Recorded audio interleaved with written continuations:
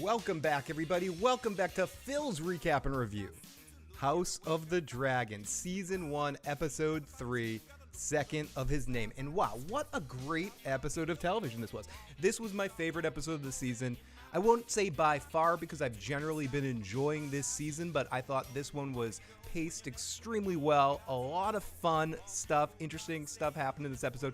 I have to applaud Matt Smith, Damon, here at the end of the whole episode. He had so much presence. He did so much in that little section of the episode in the beginning and the end. In that whole end part, he didn't say a word. It was all in his body language, everything he needed to convey. I thought, okay, I've talked to a lot of people that are much more familiar with this source material than I, and they've talked about how Viserys is such a weak king and somebody that is just, you know, almost a depressing sight as a king. And I haven't necessarily seen that in the first two episodes. This episode, holy Toledo. Full on loser. He's a bad drunk too. He's a great dad though. He's a good dad. He has his moments where he's really trying to connect with his kid, and you get that, and you get their relationship that continues to be an interesting aspect of the show. But he's a bad drunk. He's awful. And we're gonna break this all apart. I'm of course not alone. With me tonight, I have with me always the amazing, the live motherfucking chat. Oh, we got the chat going on here tonight. Great to see all of you guys. I'm playing a little bit injured tonight, so don't mind my silliness, my extra silliness. Howdy, Phil. Miss Empress, great to see Miss Empress just lurking in the background, not watching until I can binge the whole season. Love the Fresh Prince stuff. Thank you so much. I thought I'd just put that for a little trailer at the beginning. Loner Incognito, thank you so much. Adele, where's Preston? Preston is not streaming tonight. I know some people might be wondering where he is. I'm not going to say where he is. I'll just say it's a good thing, and he will be back soon. It's stuff comes up sometimes, and it's nothing bad. He will be back very soon to streaming and broadcasting some stuff. So all good vibes, and thank you anyone that's checking in here from the Preston streams. Great to see all of you guys. Amanda, it's like I'm back in the Game of Thrones days again here live. It's great to have you here live with me to talk about this episode and talk about this season.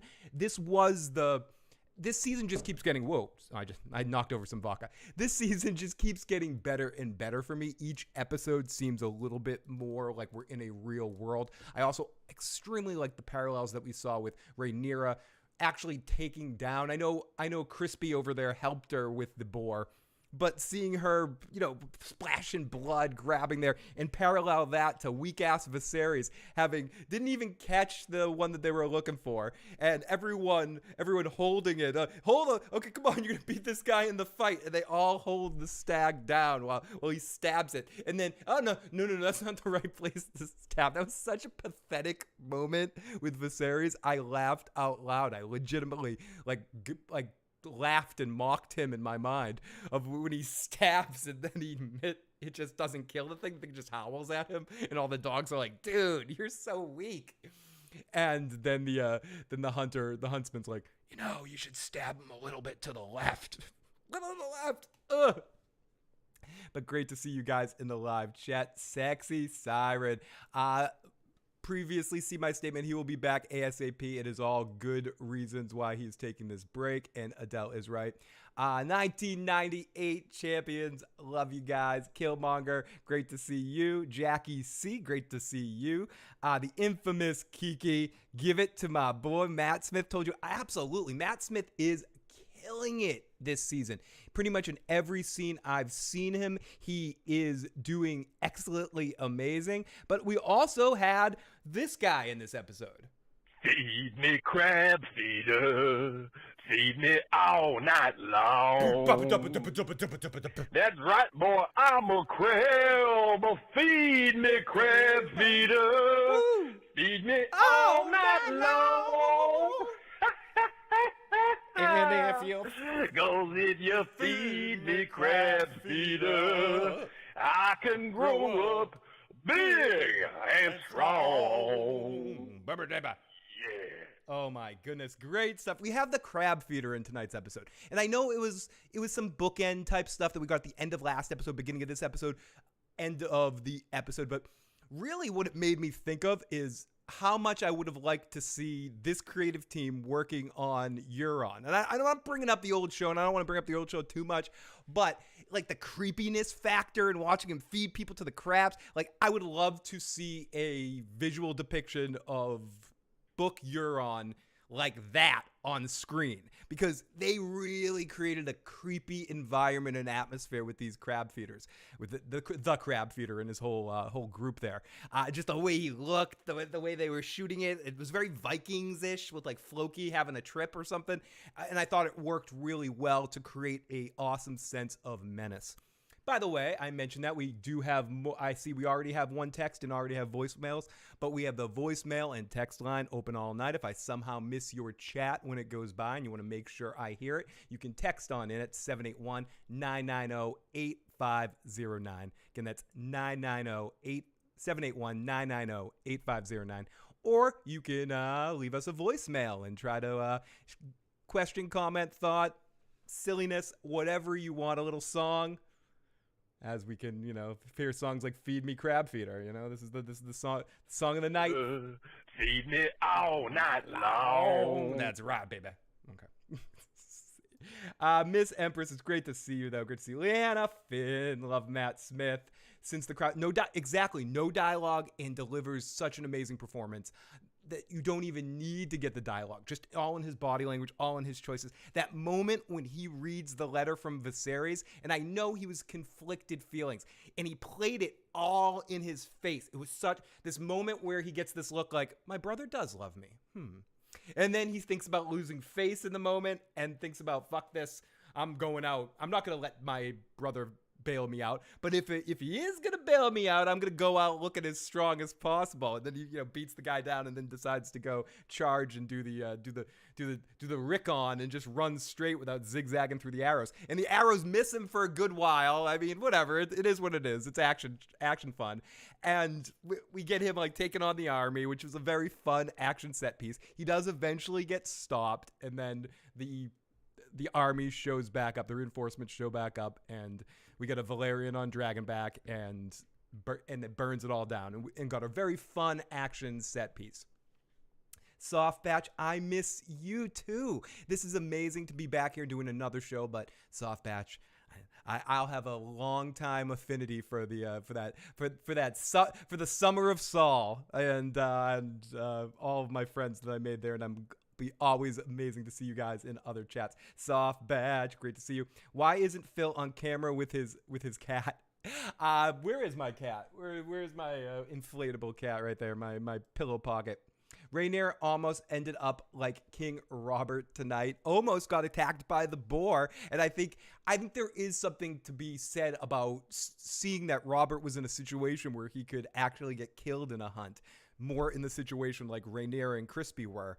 But Viserys has a whole harem around him of huntsmen and people to tell him how to hold the door, or hold the spear right here and stab here into there. And of course, I don't know how I could go this far in my own show without celebrating the beautiful, the wonderful, the amazing Lannisters. That's right, we've got Lannisters tonight. And the Lannisters were so frickin' Lannister. I mean, we get the original Lannister, one of the two twins, where he's in the chambers and talking to the king. But then we get like a real, his twin brother there. We get a full-on like proto-Jaime thing going on with wine-ass Lannister. Hey, I'm a Lannister. Hi everybody, my name is Sexy Lannister, and I've got some money and lions and wine, and let's do shit. And I don't know, I just loved it. I loved having a Lannister back in action, and I love how Rhaenyra's like, I knew you were Lannister because of the lions, but it's like, okay, cool. But I don't know, I like that. I like seeing a Lannister and how the personality was really there. You could definitely see Tyrion and Jaime's personality within him. And you can almost see Tywin's personality on the other side. We've got the amazing Carla Wayne in the live chat. Toast to you, my friend. And this was my favorite episode. In a season that I've already enjoyed the first two episodes, I haven't even mentioned the fact that we're 3 years later in this episode, and the pacing of it as we're skipping time going forward might bother some, but it didn't really bother me if they're continuously giving us decent stories. That being said, these younger actors are doing a great job. They could have taken their time a little bit, and we could have bridged this gap of bridge forward this gap of 3 years, and maybe got one more episode in the middle of the time. But I think it worked in the point of when interesting tentpole moments happen in this history line. We're also basing this on a story that has a lot less details to it. So I don't mind it skipping around a little bit because of the way that the text is. And again, I don't know it as much as some folks do, but I know it enough to know it's fragmented. It does have gaps in it. So I get that instead of just making up stuff that happened in between those moments. So I think it worked.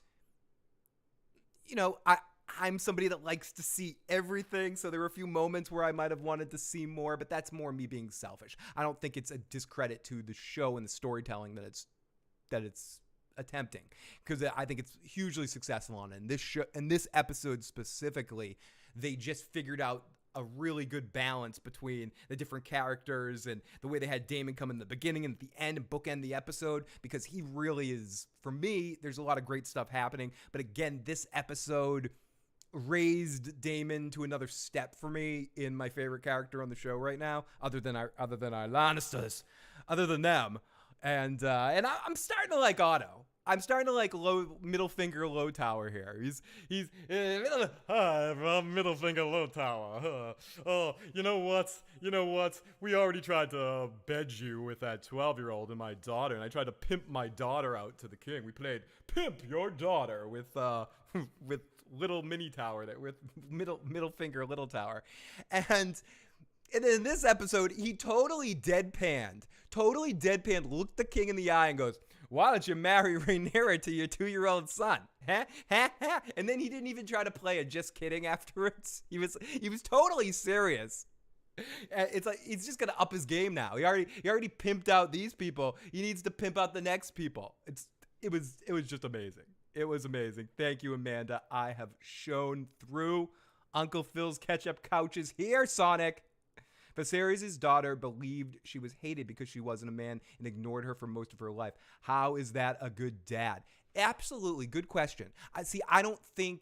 I think because of the world and the situation he grew up in, he fell into a lot of those traps. I don't think with the eyes of today, he's a good dad. But I think in that world, he really did care about his daughter's happiness. And he tried to make it happen in any way, shape, or form he could by eventually realizing she's the best course of action for an heir. Eventually realizing that she's better off having, oh my God, the opportunity to marry who she wants to marry and not trying to set it up. So I think in a sense, what I mean is, in the Westerosian way, he's a good dad that he cares about his daughter's best interest, and he's trying to get there. I don't think he's necessarily a good king, or he's made all the best choices, or he's the bestest dad in the world. I think his intentions are good. He wants his daughter to be an individual and to be happy. And he doesn't always get there through the straightest path, because he's a Nimrod. So yeah. Hey, Damon is crazy. Sea Smoke was beautiful. Hey, Studio 11, Uncle D. Hey, Phil, I'm still at the studio, so I haven't seen the episode yet, but had to pop in and say hi. It's always amazing to see our good buddy, Uncle D. Studio 11, a little to the left, Your Grace. More wine for the Lannisters. Damon can get a whole army, but he gets his ass handed to him by Crispy. But that's because it's Crispy to stab Damon right in his ass. It's Crispy. Crispy. Poor guy. He just wants to play with his Legos and read his history. Patty he is continuously playing this. I can't describe the feeling I have for Viserys. It's this guy that wants to do the right thing. Again, he wants to be a good father, but he just fucks it all up. He's not capable of it. Not capable to be a good king either. But his intentions are good, I think, in both situations. His intentions, he wants to be a good king, and he's trying his bestest. He's just not a king. And he's a horrible fucking father. But Paddy Constantine is destroying it in this role. The acting is top notch, Mike. Viserys hunted that stage on his own. Daemon said, "Fuck you, I'll do it myself." Aegon, this is Damon Targaryen show. It really is. And this episode cemented that even more. This is Damon's show. He is going to carry this. And I know there's going to be a lot of amazing other character performances, but he's going to be the one you're talking about week to week more often than not. At least for me. He's the one coming out that I'm going to be talking about. The acting by Matt Smith was zero dialogue. Viserys literally listed what was wrong with people pleasing. What makes one person happy angers another. Peace isn't everyone being happy, but war not being fought. Liz Becker dropping some knowledge in the live chat tonight. Thank you so much. Crab, motherfucker. Crabs and drinks. David is so badass. The guy screaming to help gets stepped on by the dragon. Yeah, we'll get into that a little bit. That's amazing. Great battle tonight. Mike says, when I see Damon kneel, I thought, no way he can cut his way up through the Crabfeeder, and he fucking did it. Worst part of the episode is we didn't even get to see the crabs lay on Darth Maul. I wanted to see that shit too. We were robbed. How is Damon not worried about catching grip? Trent, thank you for asking that question, because that's top and center in my notes. Do they not know about Greyscale enough now to the point? Is Damon going to get Greyscale? I know I can look in the books and read and get foreshadowing for this stuff, or get a spoiler for this. But yeah, isn't he a little worried about the Greyscale? Like he's like grabbing him like that, and the blood dripping it. Like, I don't know. That did cross through my mind as well, Trent. Excellent point. I think the hunting part is truly how weak he is. It shows us how weak he is, Slimy. Rhaenyra's actress has some of the coolest walking moments. She's a showstopper. And I'm not going to denounce the actor that hasn't been on the show yet, because I'm not familiar with her material. So I'm not saying this is it Emma Darcy? I'm not saying this to say, I'm bummed that another actress is playing this character. All I'm saying is I'm loving this performance of Rhaenyra, and I'm going to miss it. And I hope we get to see it again in some ways. I hope in season 2 we get some flashbacks to some time gaps that we didn't see. Obviously, this show is playing with time in a way that the original series didn't, so I wouldn't mind going back and forth a little bit in future seasons moving forward. That being said, I'm excited to see the age up and where they go with the rest of the how the other actors play in the different different times. But I am going to miss this actor's performance of Rhaenyra. She's adding a lot to it in her walk and her mannerisms and just the subtlety to it all. So yeah, I don't, and again, this isn't to say anything about the other actor's performance. I haven't seen it yet. I have no clue what it's going to feel like. It may feel seamless, like they're the same person. But I'm still going to give young Rhaenyra love right now while she's playing the character, and she's destroying it in that role for and making me want to see more of her. Anyways, Carla Wayne, Criston Cole got me feeling some type of way. Hashtag send some help. I don't need your help. Jackie said we don't need no stinking help.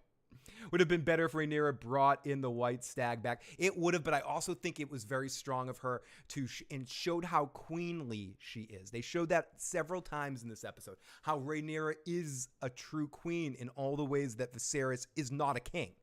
In the way that she hunts herself. She doesn't want to destroy a beautiful thing in the sense of destroying the white stag. She wants to get her hands dirty. She wants to deal with things head on by last week flying to meet Damon and just saying right to his face, "You want to kill me? Kill me." And Viserys let somebody talk him out of going when he wanted to go. So we're seeing all these parallels that show how strong Rhaenyra could be as a queen and how weak Viserys is, and how maybe the only great choice that he's made is choosing her in this position. But yeah. Sorry, I'm going to catch up in the chat. Carla, I'm sending help. Okay, too much plot armor. I didn't like the scene. John, fair enough. There was some. I'm glad he eventually got caught with it, and I'm getting caught up with the love of it. But yeah, there was some plot armor with Damon running in that field. But I think he went there to die or to be okay with his death. So he was just trying to going on pure like Tony Montana at the end of Scarface and shooting it I'm getting into it. So, and he probably knew the reinforcements were coming too. But I'm glad he eventually got shot by arrows. But there was some plot armor curving those arrows around and not quite hitting him, and he wasn't doing any zigzagging. And Ramsay hit Rickon with one arrow.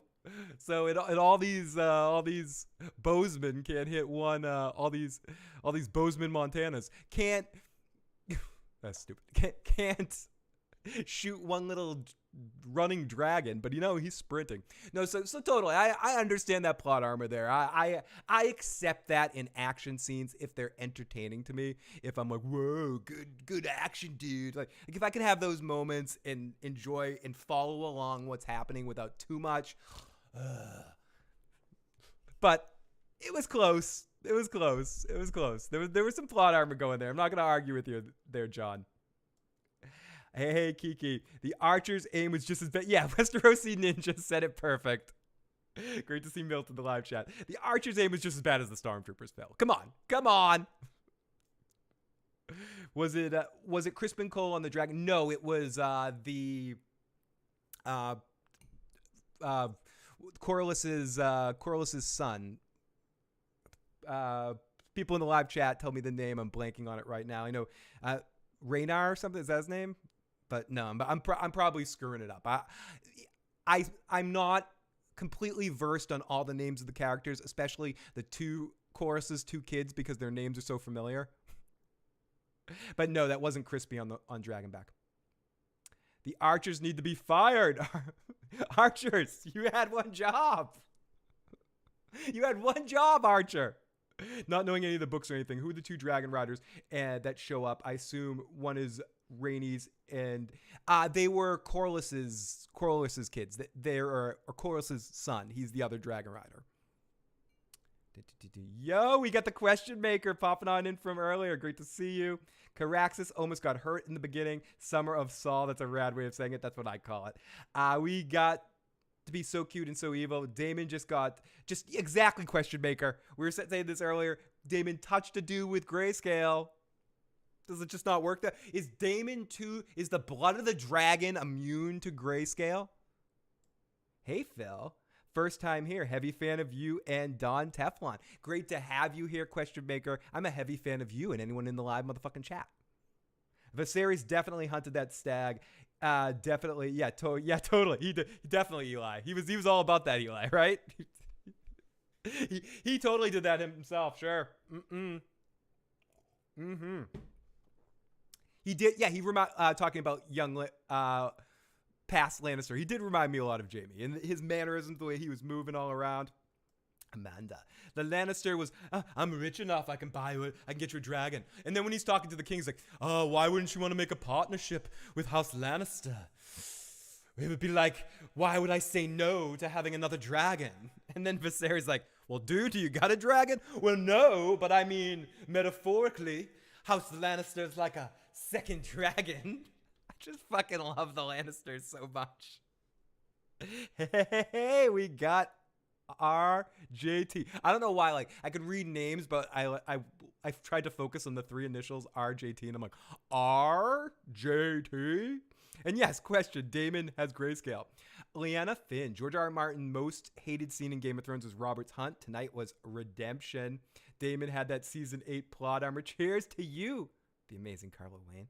I'm just going to start calling you that. I'm just going to add that to the beginning of your name now. The amazing Carlo Wayne. Good evening to the wonderful Big E. Yeah, the crab guy definitely had grayscale. That hunt scene with Rhaenyra and Cole wasn't the way... Yeah, it was exactly the way Robert died. Or not exactly, but to a boar. Or was it boars and whores? Boars and whores! Oh my. I got bulls to the left of me, horses to the right, oh yeah, and then I'm a drunk king. So, sorry, I don't know where I was going with that, but I was going somewhere.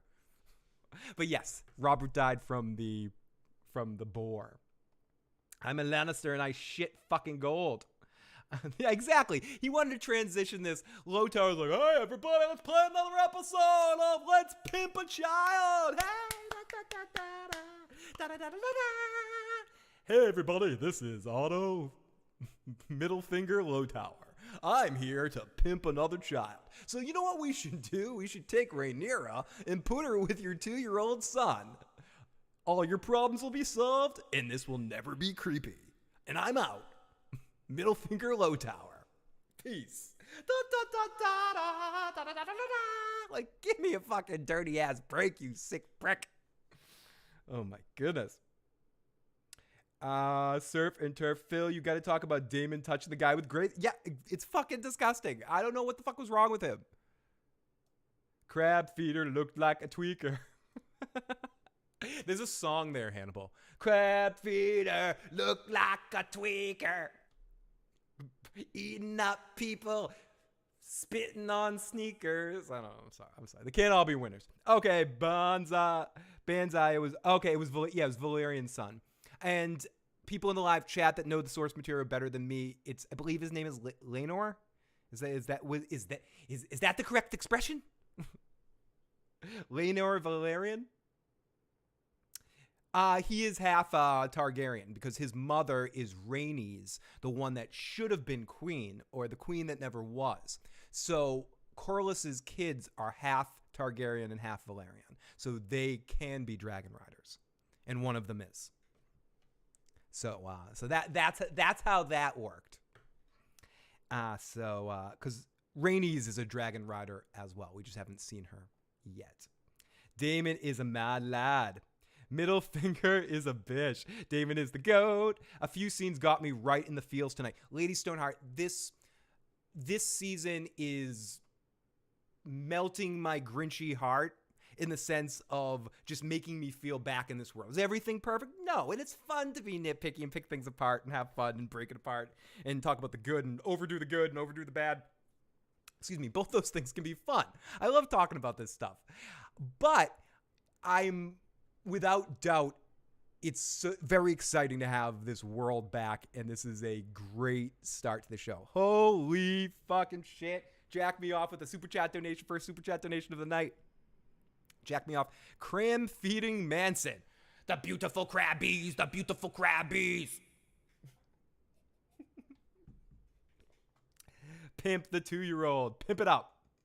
And Damon is hot. Is Otto's brother actually in charge? It did look like he was he was influencing, like, you better get your king to get your grandson to be the heir. You're in trouble, Little Tower. It did kind of seem like his brother was the one in charge of the situation, or tried to pushing him into that situation to influence the king. I thought that was one of the few moments where I could add a little more character depth to Middle Finger there. Yeah, both are dragon riders. Purple Laenor on purple rain smoke. Low Tower pressing his luck. Already pimped his daughter, now his grandson. I just hope that eventually they do something as freaky as Hardhome just to finish that rewatch. Pimpin' Babies is Mon Mary's new band. The Gold Spirit had to suck. Gold is a soft metal, not very functionable. Are we going to see one of the Lannister brothers? Ooh, maybe we could see that. Yeah. Fucking boars hunting whores. Is it the other way around? I don't know. And we're caught up with the chat. Keep the chat coming. Let's get to our voicemails. We got a couple texts first, then we'll get to our voicemail. We've got dun, dun, dun, dun, dun. Petey says, one thing that looked weird and kind of lost me, the meeting of the guys with the blonde dreads. Their armor and hair looked a little corny, too cartoonish. What do I think? Pete, I hear you. Quinn was actually talking about that a little bit on the stream we did on the Tony's channel on the pregame show. Hopefully, I mean, that stuff's all work in progress. I don't necessarily notice it offhand, but a couple people have said this, so you're not the only one that thinks that right now. AK, I love you, and thank you so much for those kind words. We'll figure something out, but for tonight I'm in a blah blah blah kind of situation. But please, this is from me to you. You are the best. Otto needs to calm down with his overreaching ass. He really does, AK. Hey, he's just pushing. Hey, you want this 2-year-old? Take it. Take the 2-year-old. You know you want it. Like, shut up, dude. Stop. You're gross. You're fucking gross. Sicko. Okay, here we go. We got our first voicemail of the night, and this is from area code 773.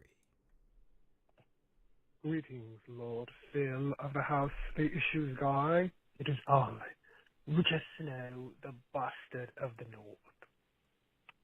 I just saw the episode, and I'll have to admit, the first half got me a tad dull with the talk of political, but the second part really got me up, it did.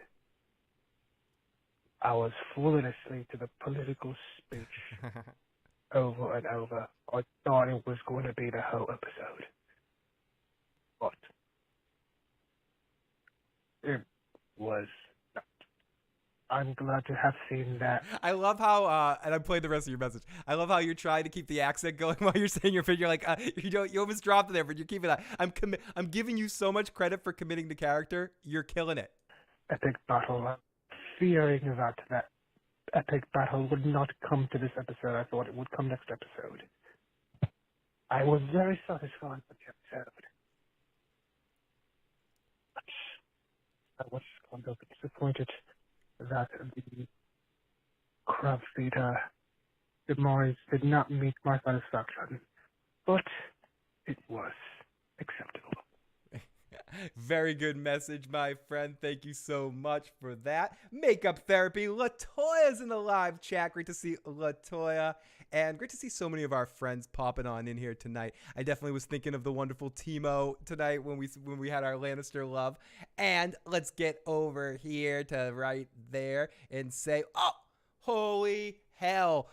Are you listening right now in the live chat? Are you live? We got the wonderful, the amazing, one of our long times, and someone who was nice enough to have me on their radio show at one point in time, the amazing Heath Hinton. Phil, do you think Rhaenyra would have killed the white stag? That would have avoided the Dance of Dragons. Interesting. I don't know, but it definitely would have added even more to people's opinions of her to show that she was everything for legacy and for prophecy, to have her walk out with that. I do think some of that feeling was elicited with her coming home with the boar, but I do think there's something. I don't know if it might have avoided everything because there's a lot of things that happened that lead down to that, but I do think it would have added some more. People would have been like, oh, okay. But I still think the inherent problems are inherent. But anyways, this was the first text message, Heath. This shows how long it's been since we were lucky enough to talk to you for a long time. I see the last message that you sent, so great to see you, Heath. I'm glad that you're back on the thrones and jumping in the live chat. And Eli too. I haven't seen Eli in a while. Let's be honest, Damon should have dragged Mr. Krabs out of that cave and fed him to his fucking family. Come on, let's think about that. Movie edits, absolutely. The live chat last week coined him middle finger low tower. So yes, I do think, and I mentioned that earlier on Tony's stream too. A lot of people want it because of his position and job. Like, don't bring me the Tywin. No. He's poor man's little finger. Poor man's little finger. Uh-oh, here we go. We got the one, the only Bloody Talker. Hey, what's up? It's the Bloody Talker. Pretty good episode. I like how they handled the time gap. They told the characters' ages multiple times. It was a second name day party. You know, you could see she's preggo. Perfectly well done. Show not tell in a way. Good job, show. Good job, HBO. Yeah, and I would agree with that, too. If you're going to do these time jumps, you don't have to go, oh, it's been 5 minutes. But they did it in a way of not telling us, just by showing us Allison pregnant. We're at the kid's name day. Time moves on without having to dwell on it too much. I would like to see slower time moving just because I love these characters and I can bathe in this shit. But if you're going to do it, they did it the right way. Well done. I have to say, I am just more solidified in the green cant the further this goes. Rhaenyra is a spoiled brat. I didn't call it in episode 2 because I was busy with some other stuff. You know, you're not just there to pour wine in the council meetings. You're there to listen and learn how to be a freaking queen. Pay attention. Shit. You know? And then she's like, oh, I don't want to get married. The second Allison had a kid that was a boy, she should have been husband shopping for the best husband around. She should have been going to Storm's End, okay? She should have been going straight to fucking Storm's End. I would have disinherited her, all right? Completely dis-fucking inherited. Make it the little baby kid. Viserys needs to man up. Rhaenyra is a brat. Peace. There we go. That's the Bloody Talker. You disagree with the Bloody Talker? Call on in. I want to hear it. 781-990-8509. Let the Bloody Talker know how you feel about what he said. Or if you agree with him, drop it in too. Let us know in the live chat. Bees the Spurg says he's not wrong. Jackie says he's a troll. The most creepy badass thing about the Crabfeeder was the way he swung the hammer, says Jack me off. AK disagrees. Maud Mary says maybe if Viserys would have used this occasion to reconfirm Rhaenyra as his one and only heir to the throne instead of calling her out in public, that's why she needs to find a husband. I definitely think that. Holy crap, we got the walking David in the live chat. Holy shit, we have our voicemail. You hear that? You call on in. You talk to Littlefinger. That's who you got in the live chat right now. The walking David. David, get in touch with me if you're watching this show. I'd love to talk to you about it. I don't know if you are though, but great to see you in the live chat, my friend. Jackie C, you barely see his face besides the mask. There's a reason we didn't see the actual fight. Damn, the Bloody Talker gonna make me go green, says Bees. Team Green, go aim in one eye. We have the battle going on in the live chat. I love it. Love the healthy debate. Love the discussions. Keep it going. And Rhaenyra is not a brat. No, Rhaenyra would be a better leader right now at this moment than Viserys. She's already shown it. I tend to agree with what Slimy just said. Aegon is the worst baby of all time, and it's true, says Eli. By definition. But yeah, David, send me a message privately sometime this week. We'll talk. Killmonger says every Targaryen child is spoiled. There's no argument. Walking David says everyone. Oh, I love you, buddy. Great to see David in here. Maud Mary, I agree. I love the healthy discussions going on in the live chat. Question Maker says Rhaenyra brat. What? Oh, I love it. I love it. Keep it coming. Keep it going each way. Oh my goodness. Holy shit. Heath Hinton, I won't necessarily say that out loud, but he dealt with some health issues, but he's doing better right now. Great to have you. Great to know you're doing better, my friend. Sending you all the love and positive vibes from myself and the whole motherfucking chat. Great to have you back in the saddle again, listening to shows. Here we go.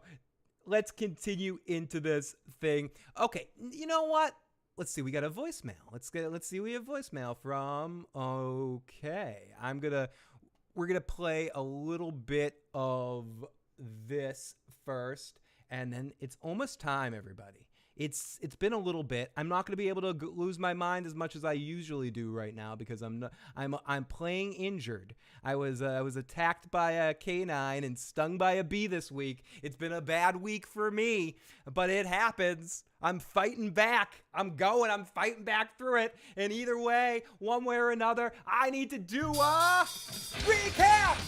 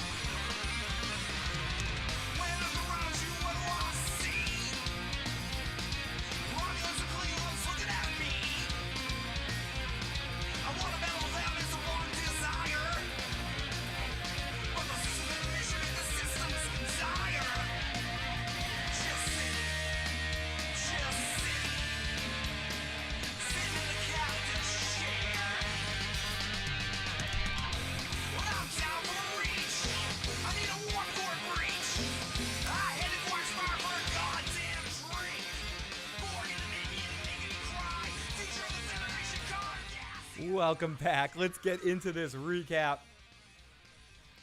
Yeah, I was walking down the street walking a dog, different dog, and then I got stung by a bee, and I'm allergic to bees, so it hasn't been going good. I'm actually going to the doctor tomorrow, and I got attacked by a neighbor's dog, which was very fun. So yeah, there you go. It's been a fun week. Let's play a little bit more music while I relax it.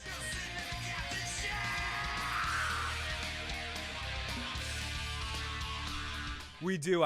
We definitely miss Joe Dirty Locks out here.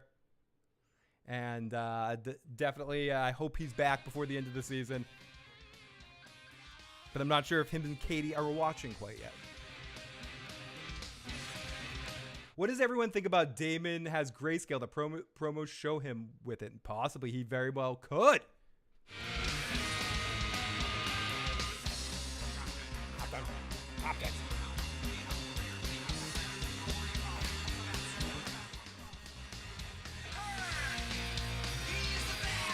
Okay, there.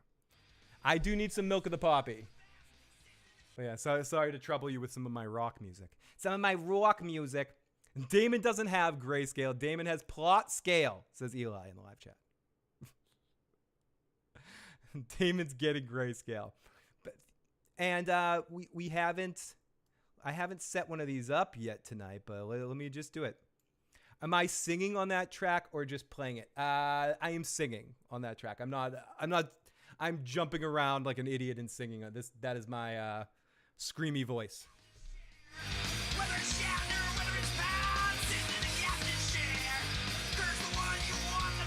Sitting in the captain's chair. Sorry, but no, that's thank you so much. That's me destroying the audio right there. Jack me off. Thank you for asking. And let me take this. Does he have it? Does he have it? I wanna try to get this. My screen is a little off right now, so I'm having trouble picking this up. But yeah, will Damon get Greyscale? Will Damon get Greyscale? I'm curious. What do you guys think? Will that come back, or will it not be a factor? No, Damon cannot get Greyscale. That's what I'm thinking. Maybe the Fire of the Dragon, it cannot do it. Sam got rid of it. It's gone. It's not really a thing anymore. He's not gonna get any Westerosian herpes. Damon is awesome. He's awesome, dude. Let's see. Okay, here we go. We've got some back and forth here. Let's see what this caller has to say to the bloody talker. I have to disagree with the bloody talker. Allison is a trollop. That's all I've got to say. 7 hells. 7 hells. We got that all right there. You know that the TV show won't be book accurate, right? Probably not. Kelly Johnson, great to have you. Matt Smith is growing on me. His voice had to grow on me. And what's interesting is this episode, he didn't talk that much crowned and posh. Bees the Spurg, the guy playing the Lannister was Sir Hugh from season 1 on Game of Thrones. I did not know. I did not know that. Is there, did you miss the part where I said, talking about Kelly Johnson. Jack me off. Thank you so much for that super chat donation. Question mark. I knew I had saw the guy Lannister on Game of Thrones before. Greyscale equals syphilis. So our episode opens up. We open up in a blaze of, we're shot down in a blaze of fire. As we open up our episode on HBO, let me fast forward, skip our intro, and we go right into our episode. And we start off with some fun dialogue as there's a blaze of fire. The dude's killing Westerosian people, the Crabfeeder. He's sick and he's twisted and he's a fuck. The sea snake is coming for him. Some guy starts talking some shit back to him. And it's intense. It's right from the beginning. The energy, the scariness.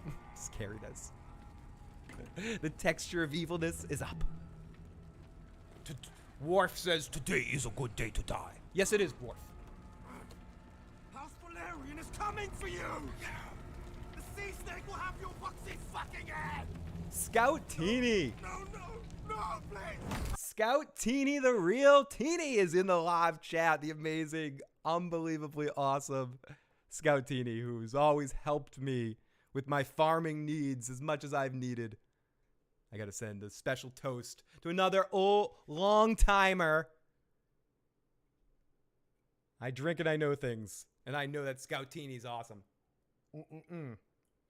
So the sea snake is coming from some dudes talking shit that eventually gets stepped on by a dragon. This is a little intro to seeing the Crabfeeder, seeing his whole situation. As I said, I think they did a really good job with atmosphere with the Crabfeeder. It made me wish that this level of care was brought into the design of the character of Euron Greyjoy on the Game of Thrones television series as a real depiction of book Euron.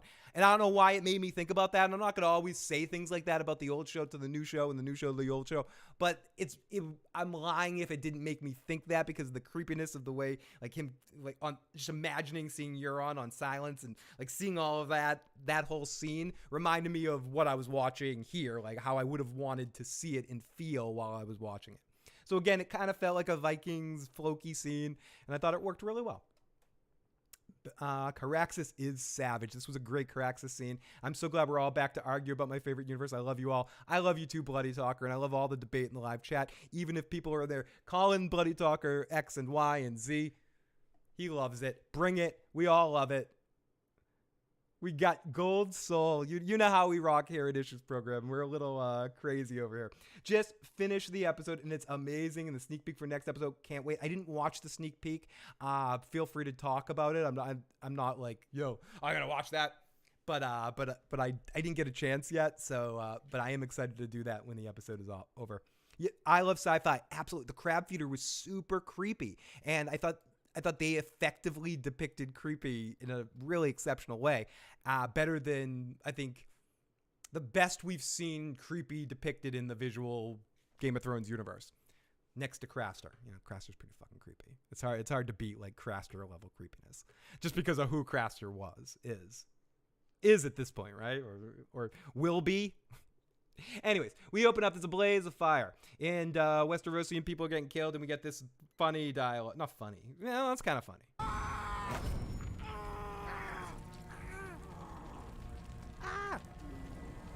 Thank you, Gold Soul. If you are out there and you're enjoying this nonsense, or even just mildly having a good time out there in the live chat, talking to everybody and going back and forth, please hit that like button. It helps this get out to more and more people with such an amazing landscape with so many different people talking about this show and talking about different things. I appreciate all 100 of you guys that are hanging out with me tonight to watch this, watch this recap and go over this episode and have some fun times. It means the world to me. And hit that like button. We can now bring in a few more folks over to here that are bar hopping around to the other parties tonight. So let's continue. Fuck you, Prince Greyhawk. Fuck your whole mother and bastard father. These are like some of the comments I get in the I swear this is exactly what most people say to me in comments that I end up on YouTube videos or in the live chat.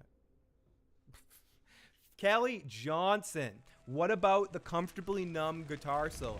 The Comfortably Numb guitar solo recently got voted I think it was like the #1 guitar solo of all time.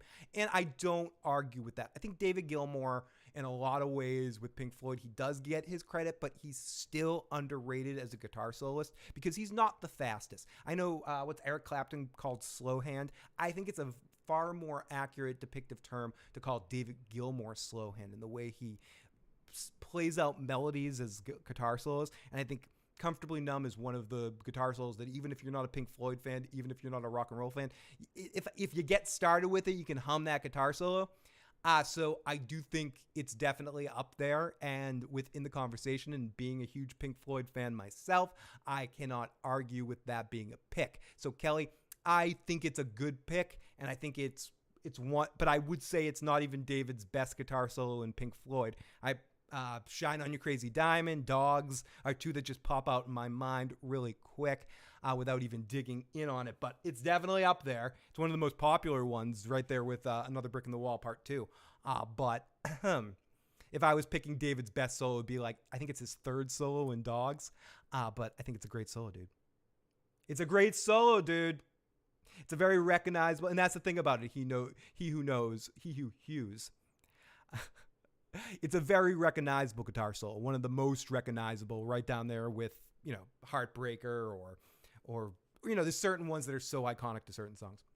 Only Benjamin Lafayette Sisko can save Star Trek. He may come back. First time actually watching Phil. I was watching from Teflon.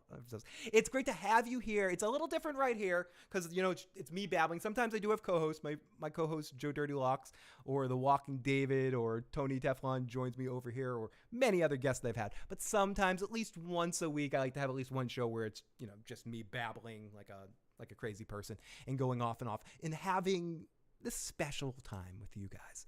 As much as I would love to have Joe, and he has an open door policy to join us anytime he wants, it's still awesome to carry through getting to have all you guys to myself for a little while here and talk to you guys. And of course, make your voice part of the show too with the questions and the voicemails. So I very much appreciate you joining over here, and I hope that you pop on in all season long. As we continue and we talk about more shows, I will also announce, I'm not sure exactly how I'm going to do it yet. It's either going to be early on Friday afternoon or morning, or I'm going to do an all-night live watch party on Thursday at 3 a.m. I'm trying to do it. Talk more about it towards the end of the series, but a little series called Cobra Kai premieres, and I'm going to be binge watching the entire series and doing either a live watch or watch it and then do a podcast right afterwards. So keep your eye out for that this week for a secondary cast. Could you do Comfortable Numb with?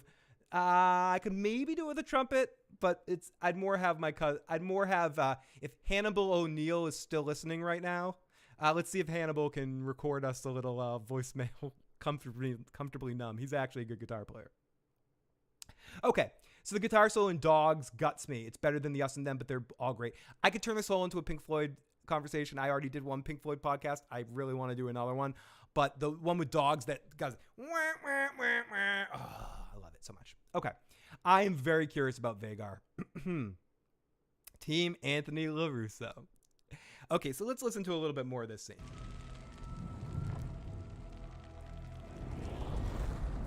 Yeah, Cobra Kai Season 5 premieres on Friday at 3 a.m.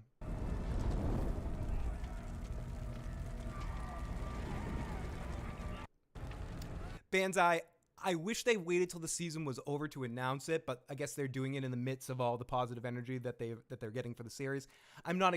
It obviously doesn't excite me that Miguel is leaving because I think he was so much of a selling point of the show. Tony made an excellent point on the earlier cast. It's not even about the lore or the dialogue. It's more about the big action set pieces. Are those going to be the same without Miguel? And I can't say I'm happy about it, but I'll hold judgment to see what the show feels like. Maybe Miguel, still being a producer, he's going to help, plan things out from the action standpoints, or already did in the pre-planning stages. House Targaryen is coming for you! Hannibal O'Neill is in the live chat. Hannibal, you don't have to do that, but if you do that, that would be amazing. Hannibal says he's going to record the dog solo for us and send it to me. I would love that, Hannibal. That would be amazing. Snake will have your boxy fucking head! Hannibal is our resident guitar legend in our midst. No, please! Ah! Ah! Fire! Fuck you, Prince Greyheart. Fuck your whore mother and bastard Hey. father. Fuck you and your No. you got a little analysis paralysis.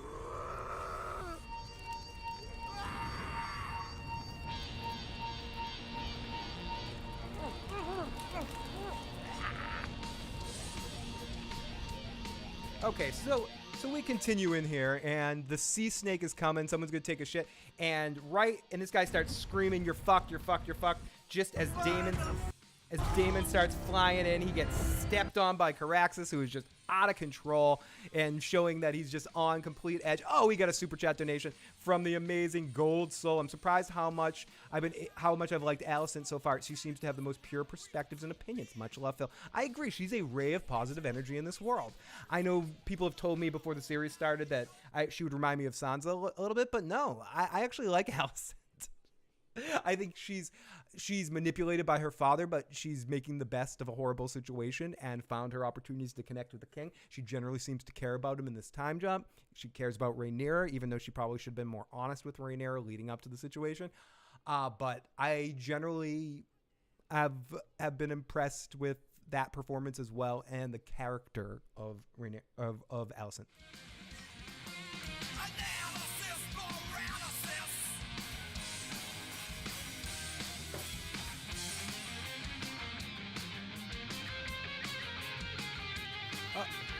Okay, let's continue here. So we go to our next scene, and bam, the dragon is here burning some dudes down. This is our first real major dragon action, and we see Damon burning everyone. Tony and Quinn were talking about this earlier. We definitely saw the burst of flame and then someone just go into dust a couple times, especially with Caraxes. Extra hot flame. They're just searching. Damon, but then we eventually see all the men of the Crabfeeders running into the underground tunnels, and Damon is yelling out to the leader to come out, but the dragon is surrounded by a bunch of arrows, and the arrows just start firing, and Damon gets an arrow in his shoulder, and Caraxes starts getting pissed off and ultimately flies away. And that's the end of our intro scene that we go off, get back there later. So we're off to Laughs at Court as we see it's been 2 years. The king has had a son, Aegon. He ate porridge for the first time. And let's listen to Otto and his brother have a little discussion. He may yet, brother, but this morning he insisted on eating porridge with his hands. Ah, ha, ha, ha, ha. He will grow. We're quite a party assembled in his honor. And surely by the end of this hunt, we shall have more to celebrate. And what is that, pray tell? It is Aegon's second name day. His infancy is behind him. It only remains for Viserys to name him heir to the throne. I wouldn't be so sure. He's the king's firstborn son. I don't know that his grace sees it so clearly. Then it lies with you to make him see it, Lord Hand. Your Grace. I bring urgent news from the Stepstones. The Crabfeeders dug in for siege on Bloodstone while his men sabotage our fleet under the cover of dark. Not today, Tyler. The matter of the Stepstones is regrettably urgent. It's been 3 years. It can wait another 3 days. Oh. So Viserys just basically shuts it down. It can wait 3 more days. And Lionel Strong, is that his advisor? Lionel Strong, someone in the live chat can let me know. Maybe that's his brother's name. But this advisor is the only advisor worth a damn for Viserys. Oh, we got super chat donation from the Bloody Talker says, I hope we get to see Aemon One-Eye this season. I think that we will. It's going to be later in the season, obviously, but I'm pretty sure we are going to see him this season. Someone just say Dick on. Someone did say Dick on, but someone also said the Crabfeeder, and we all know what the Crabfeeder has to say. The Crabfeeder says, what does the Crabfeeder say? Oh no, stop. I'm screwing shit up here over here. What do we do? Where's the Crabfeeder? The Crabfeeder says, you may think it's Dick on, but Crab feed, crab feeder, crab feeder, crab feeder, crab feeder, crab feeder, crab feed, crab feeder, crab feeder.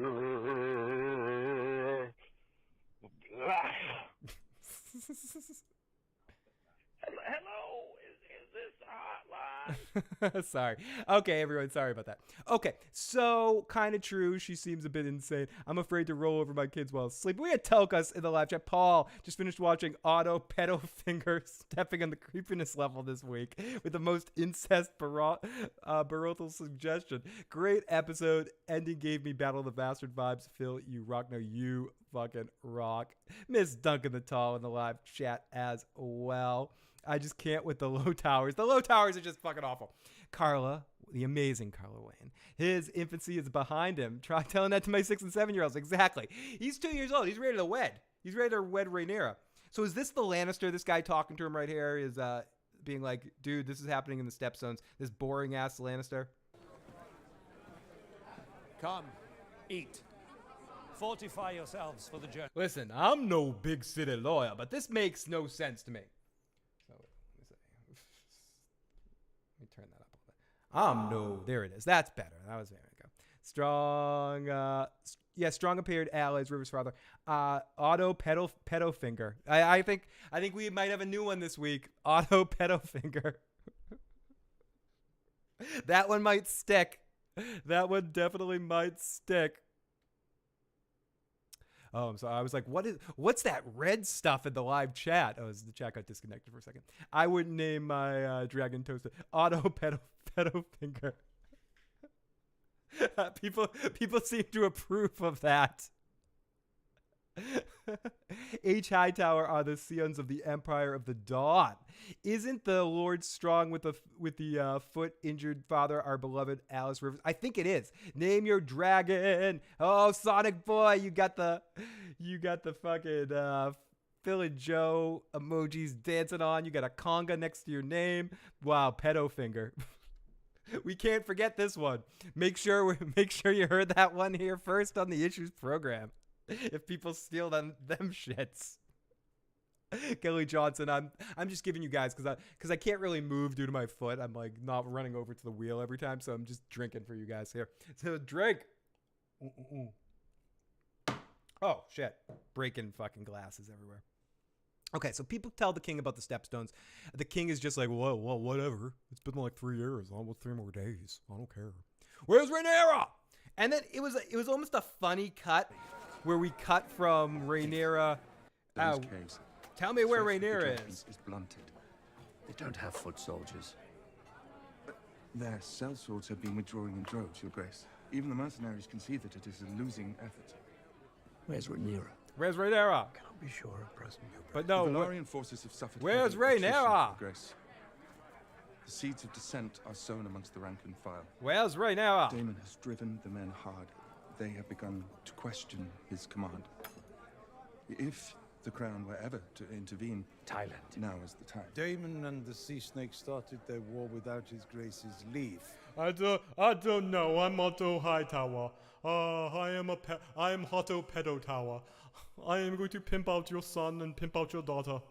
Yes, I am Otto Pedo. Hi. Otto Chris Hansen Pedo Tower? I mean, like, where is Chris Hansen of Westeros? Sitting this guy down. I know Chris Hansen's no prize, but like, I'm just saying. You know the reference. Were he to intervene now after so long, it would make the crown appear weak. Can someone tell me Bah, where in do the not Seven help. Hells Rhaenyra might be? Do not help Damon. And where's Rhaenyra? Let's cut to a song. The princess might like to hear something else. She would not. Play it again. You know what I'm not drinking exactly is too sweet Lannister wine. That's what I'm not drinking. Did I say to stop? That's what he said? From the beginning. Come and dance with my dragon. Fly with my dragon in Malala. Yes, my queen. Speed Your me presence is with- wanted in the outer courtyard. I mean, what a way to say that way to say, okay, my queen. Like, in any other way, imagine having to call your best friend who just married your dad queen. It's just all in the way she said that too. It's, yep, my queen. We don't need to be told that they have a strange relationship now because of this. It's obvious just because of the situation and the way she says that one line back to her. Okay, my queen. Great acting choice. The royal hunt ready to depart. Decided to remain here and Hannibal. Now, Otto, I've seen these ravens. You've been asking these boys to marry a 2-year-old. A 2-year-old boy. This Rhaenyra, you want her to marry a 2-year-old. Do you realize? Well, what were you thinking? What were you thinking, Otto? Oh, I wasn't really thinking. It just seems normal to me. I am. My last name is Pedotower, after all. Like, give me a break. Exactly, Peter Griffin. Hire me. I can be the annoying musician in the background. Hire Carla Wayne and I. She can sing. I can play a bongo. Da da da da da da da da da. Hire us. Get us on the show. We'll do it. Any other musicians in the live chat? Hannibal could play lead guitar. We'll get Carla's husband to play guitar, then Hannibal on lead. We got a band. We'll be on Game of Thrones. Da da da da da da da da da. I'll play them shits. Okay, so people come here to tell the king about the stepstones, and the king is just like, whatever, dude. Exactly. Carla and I are starting a Game of Thrones band. It's happening. Okay, so we're going to get more info. Perfect. I definitely want to jam. Oh, yeah, Igor is in the band, too. Igor's like, hey, what about me? I jam.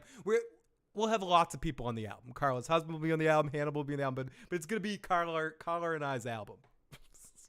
But we'll have tons of guest musicians. So, thank you, Ian. Start spreading the word. Keep liking. So we cut right over to Rhaenyra. Rhaenyra's not there. She's having bad rapport with Allison. They're going back and forth. You may go, Samuel. You are to stay by order of the princess. The queen commands you to leave the gods. I want to see Igor and Hannibal jamming, trading guitar solos. I want to be playing some drums for that. At once. Princess. What did Aegon do in this episode? He didn't step up and try to marry Rhaenyra, bloody talker. You know, he should have done that. For his family. For the family, bloody talker. He's 2? Come on. Grow up. When Aegon was 2, he was already riding Balerion the Black Dread. When Aegon the First. Back in Aegon's day, when he was 2, he was writing a whole Dothraki opera. I was going to say German opera, but Dothraki opera.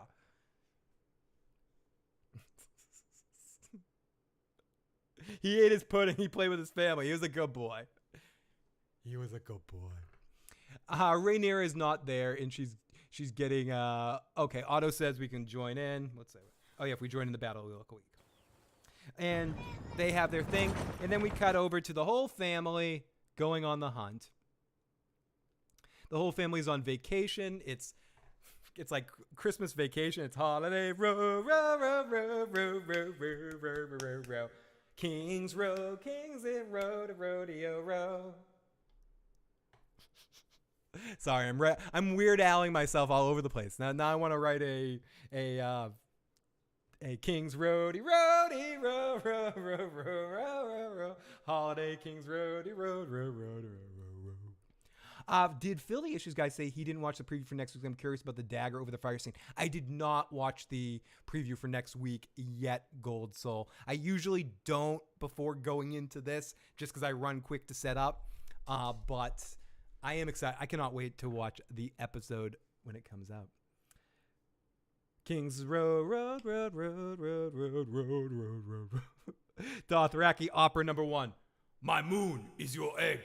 Moon is the egg in the sun. My sun queen. My sun and my stars. Daenerys. No. Okay, so the whole family's going on a vacation for a holiday row, row, row. And Rhaenyra makes a joke about being pregnant. I need the fuck Rhaenyra song. We need the Timo song. Fill the issues. Why are your dreams as empty as your conscience seems to be? Sorry, it's making me want to watch Buffy the Vampire Slayer to hear Giles' version of that. Okay, so okay, so he wants her on the hunt. A lot of unsaid aggression going on here. King wants Rhaenyra, but she doesn't get it yet. She knows everyone else wants her younger brother to be the heir, and the king is constantly getting castrated, so it's hard for her to feel like she's on a strong ground. And the king is completely wishy-washy. So she sees all that weakness in her father, and she's like, yo, fuck you, dude. So Rhaenyra is like, no one's here for me. No one's here for me, as they arrive on the hunting ground. Everyone cheers as they cheering on the baby, and Rhaenyra is pissed no one cares for her. Viserys noticed this, and the music is effective portraying the feelings that both characters are having. People at the party talk shit about Daemon in the step zones, and this is a fun scene watching Rhaenyra try to deal with party people. It's just like a fun little setup. Might I sit with you, my ladies? No, of course. Please join us. I did see the trailer for the Weird Al movie. I can't wait to see Daniel Radcliffe, even though I'm kind of pissed that I didn't get cast in that movie. I know he's Harry Potter, but, you know. It's an inhospitable place suited only for savages. Perhaps the princess can give us some insight. Oh, I'm not sure how I could. I've never been to the Stepstones. Your dear uncle is the great mind behind this war. Is he Oh, not? shut up. I wouldn't know. I've not Who are spoken you? to Damon in years. Since you supplanted him as heir. Yeah, you're damn right. Makes choices, Lady Kira. The princess was more suited to the role. He's made a mess and the king must put an end to it. Send fleets and men and clear out the triarchy for good. But the crown is not at war. The crown is at war, princess. Though your father refuses to admit it, we've been dragged into it by your uncle and the sea snake. And how have you served the one with late Lady Red Wine? We're eating cake. Eating cake. And then she has her little puppy dog eat the cake too. Doggy dog likes the cake. We have the one and only, the amazing Tony Teflon from House Teflon in the live chat, my usual suspect podcasting partner. Did the pre-show with him and Quinn from I was just gonna call him Quinn from Ideas of Ice and Fire. That's never Quinn. Quinn's Ideas on. And make sure, if you haven't already, you please subscribe to Teflon TV. And I'm on there every week before the episode starts at 6:30 p.m. Tony and I will also be on this week on Wednesday evening around 7 p.m. on his channel talking about the show From with a very special guest. So make sure you tune into that as well. We got Tony Teflon in the live motherfucking chat. Okay, so we get more foreplay. We get some food. We get some... I love the styling of Rhaenyra. And let's get to the most important scene of the entire episode. Was your own second Here we go. as grand as this? Hi, everybody. I honestly don't recall and You honey, baby. I am the Lannister in the room. Hi, my name is Sexy Lannister. Now, do you want to hang out? I'm the proto-Jaime Lannister and Tyrion Lannister all together in one. Do you see these lion nipples? Because I am a Lannister. You want a dragon pit? I'm going to spank you and make you my dragon pit. Come on over here. I am a Lannister. I love it. We get Lannisters. Lord Jason Lannister. Hi. gathered that from all the lions. I don't think we've been. I don't think you know. A twin serves on my father's council. Thailand is. Aye, Lannister. Frightfully dull. Oh, That's yes. lovely. Frightfully. The finest honey wine you'll ever taste. Made in Lannisport, of course. Of course. Of course. Everything. This is the finest, finest vodka. Fine hunting ground. This is the finest but the vodka. best sport is to be found at Castle Rock, near my home. Yes. Have you Everything. You know what else is better than Lannister land? Everything is better than Lannister land. Jump it on now. We get the amazing Tony Teflon in the live motherfucking chat. And here we go. Teflon TV, we got questions. Feel free to ask Tony Teflon any questions in the live chat. He's here entertaining your answers. He wants you want him to tell you about the children of the forest? He'll talk to you about the children of the fucking forest right now. We don't care. Bring it. Miss Duncan the Tall just texted me like privately. You text me? Oh my God, I feel special now. No, I'm kidding. You texted me. Let's see. She says Viserys crying drunk to Allison. I thought I couldn't. You lost your wife, Otto, not your dick. You did text me. That's great. So let's listen to a little bit more of some Lannister love. Once, on tour with my mother when I was young, and honestly can't recall much of that either. The Rock. What do you mean you can't? He sounds like Sean Connery talking about Alcatraz in the movie The Rock. He's like, you don't understand The Rock. The Rock is beautiful. And it's the highest point in the sky. I can see down any girl's shirt I want in the whole Seven Kingdoms. You don't want to. I'll build a dragon pit just for you, princess.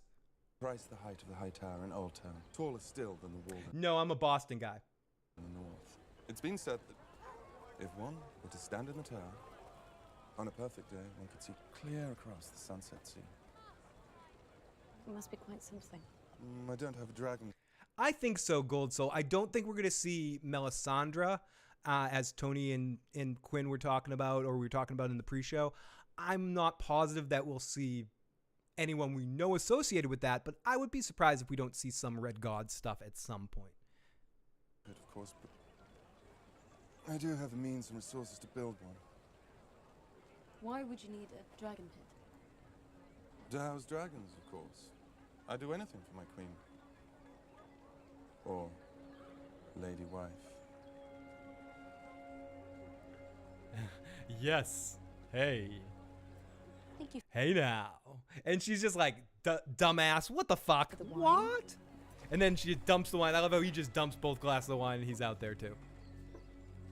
Holy shit, we got another text message from the amazing Antoine Thomas, our legendary Targaryen friend, who says, I am waiting for the future of House of the Dragon season when the Blackfires debut. House Blackfire is going to be interesting. Will Damon and Rhaenyra Targaryen's legacy influence House Blackfire?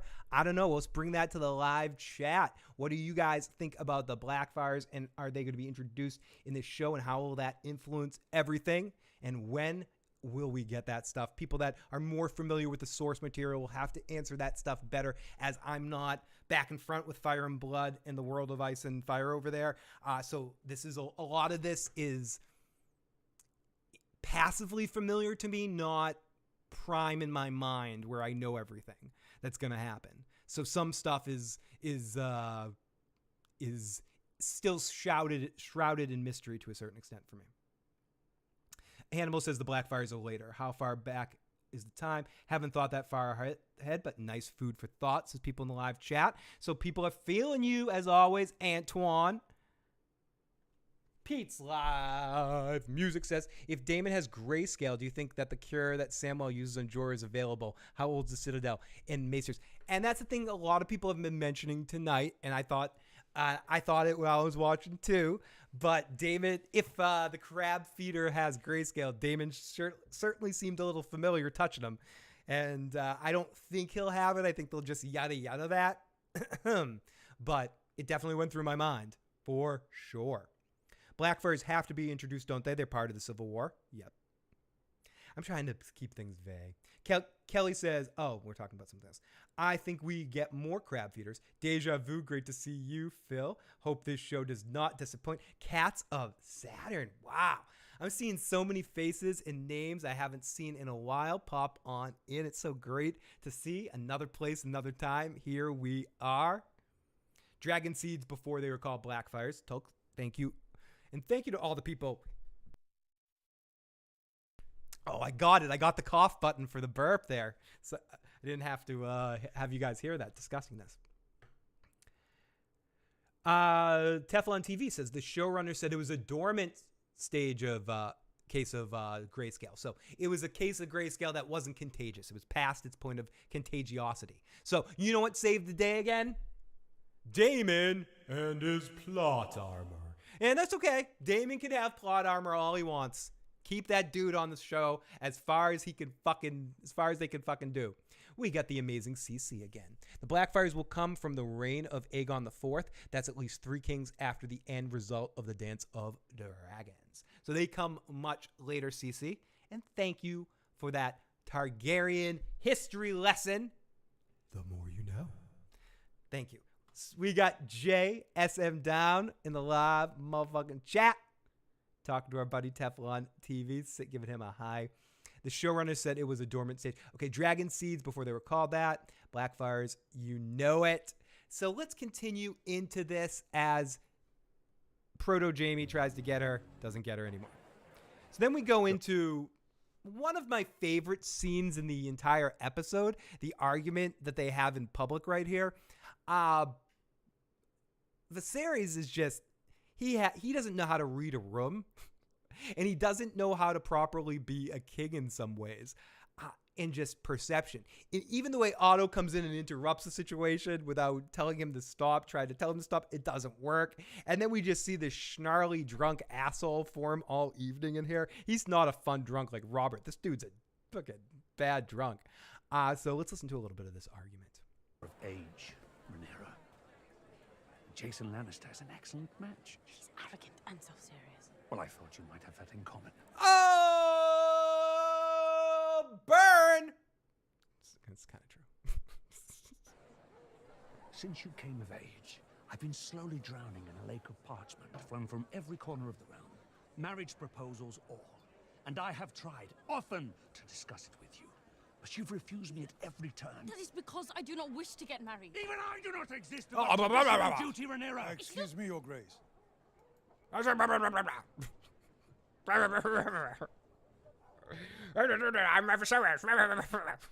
Listen, motherfuckers. Hi everybody. This is Pedofinger Low Tower.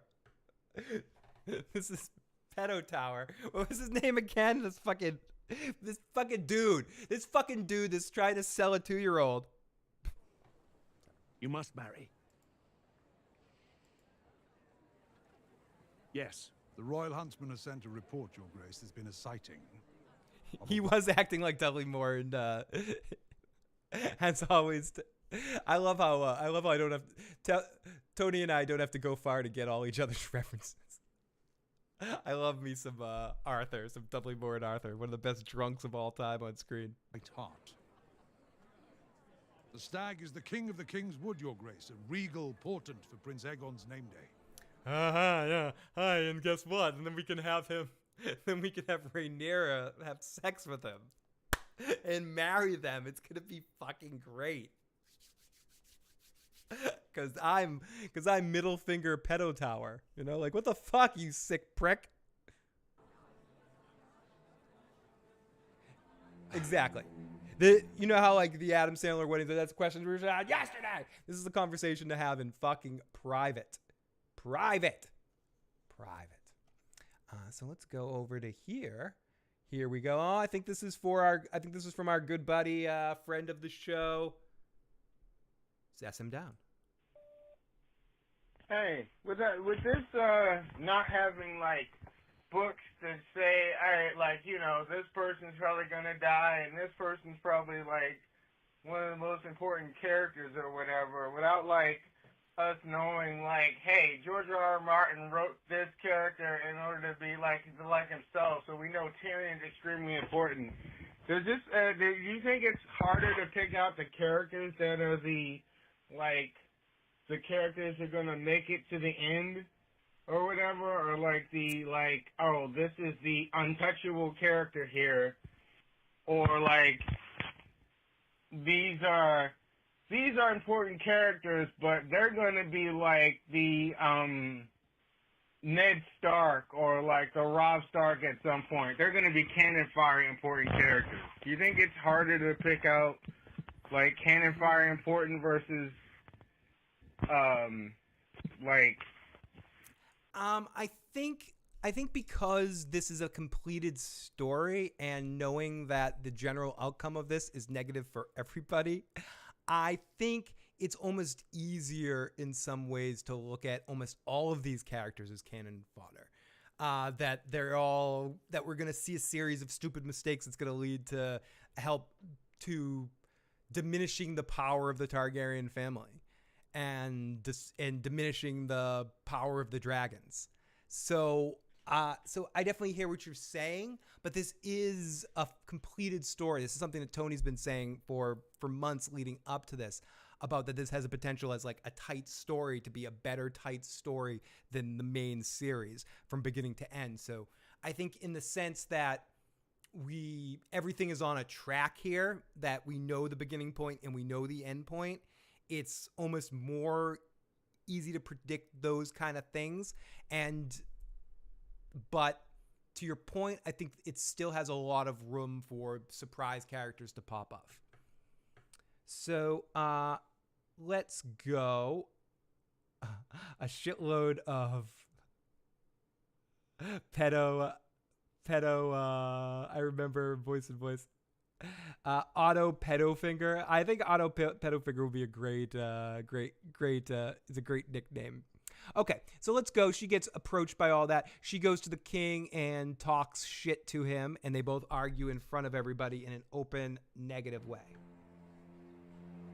Like, what you doing? Like, don't argue in person out loud like that. So, oh shit, no, I don't want this on my screen. So then she goes off, and she rides off, gets on her horse, and rides at top speeds away. And then we get, like,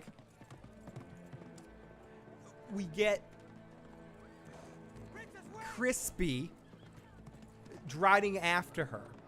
And I know he's scared for her and he stops her and stuff like that, but I don't know about Crispy here. He's trying to get some alone time. He's trying to mac on her a little bit. I don't know what's going on between Crispy and her, but there's some hinkiness. But she rides dragons. You think she's gonna get hurt on a horseback? She's zipping through the sky like greatest American hero. But anyways, Crispy follows her. I've heard about that. I don't know exactly what that is, Bloody Talker, but I've definitely heard that referenced before. I'm looking forward to seeing what that scene's all about. Or maybe I'm not. Apulia! We got Apulia in the live motherfucking chat. Great to see you. Oh my goodness. What happened back there? Yes, Teflon TV wants to know, there was somebody in the chat earlier, Miss Duncan the Small. And we were trying to figure out if that was actually you again as well. So Crispy is her sworn sword. Trying to sell me off to Jason Lannister. You want me to kill him? Was I named heir to the Iron Throne so that I might only further raise the standing of a Lord of Castle Rock? Exactly. To kill him. I think he's Crispy too.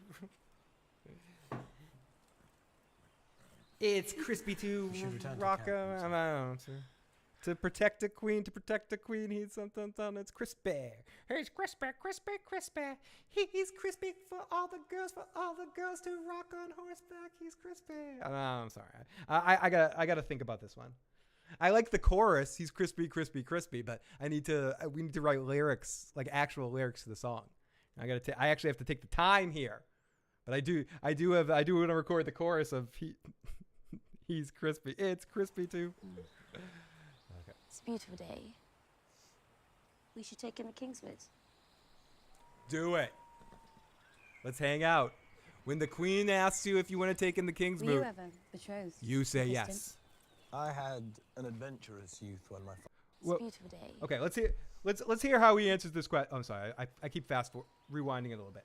Let's hear how he answers this question. She's like, "Were you betrothed to somebody?" And he's like, "No, I was a man whore." It's a beautiful day. We should take in the Kingswood. That's totally his response to her. She's like, "Were you ever married or going to be married?" "No, I was a whore." Were you ever betrothed to Criston? I had an adventurous youth when my father served at Blackhaven, to be sure. I had an adventurous youth. I was a man whore, and it was fun. Like fucking Crispy, dude. Stop being Crispy. You're talking to a Targaryen. She's fucked more family members than you have your whole life. Stop it. But my station was never high enough for a formal betrothal. Before I spoke my vows as a knight of the Kingsguard, I could have married anyone, but I betted everyone in the Seven Kingdoms. I was a real whore. My name is Crispy, and I'm a whore. It's a dragonstone, but I'm useless.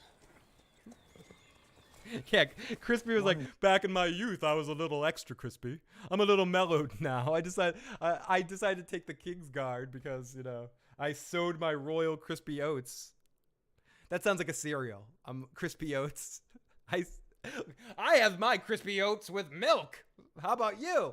I had my Crispy Oats with a very special kind of milk. Hey, that's disgusting. Stop it. But whatever. My name was Buck, and I like to fuck. If he gets more scenes, does that make the scenes extra crispy? Yeah, I think so. I think it's that kind of party, guys. I definitely do. Okay. And make sure all of you guys, Apolia with a super chat donation for me, $20. This drink is for you. We can't tell you how much these super chat donations mean to us here. This is it's just incredible. They help. They're never expected, but always appreciated. And if you enjoy that, jump on and become a channel member. At some point, you can get silly Joe emojis or shit buddies or Joe and I dancing. Hopefully, we'll get a Tony one at some point in here too. Get a few other friends. Get a Walking David. Get all of our friends here.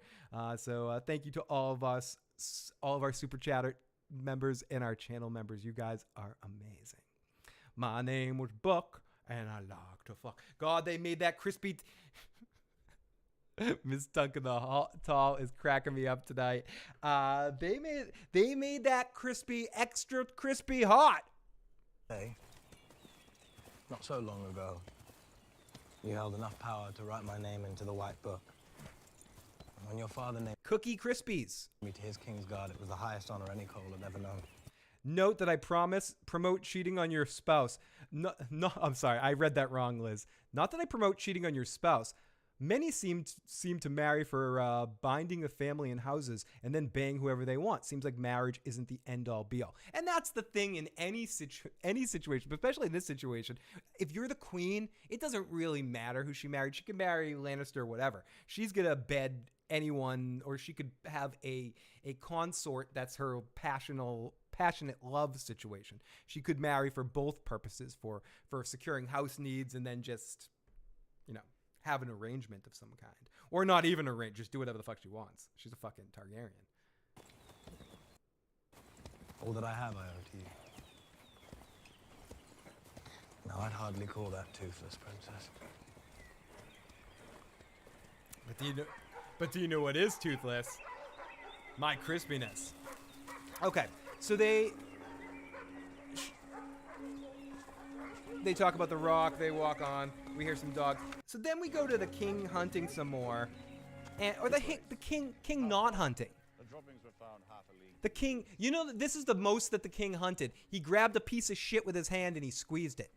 And he goes, this shit is fresh. This is some fresh duty. The beast is upward of 35 stone.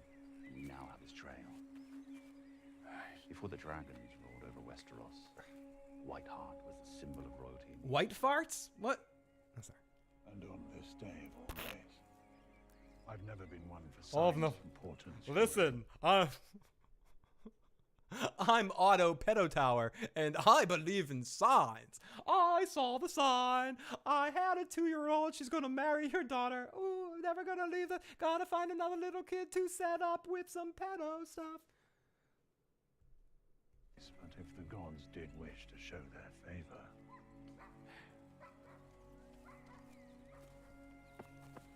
Fucking Otto Hightower. Shut up, dude. Why is this happening? Why is this happening?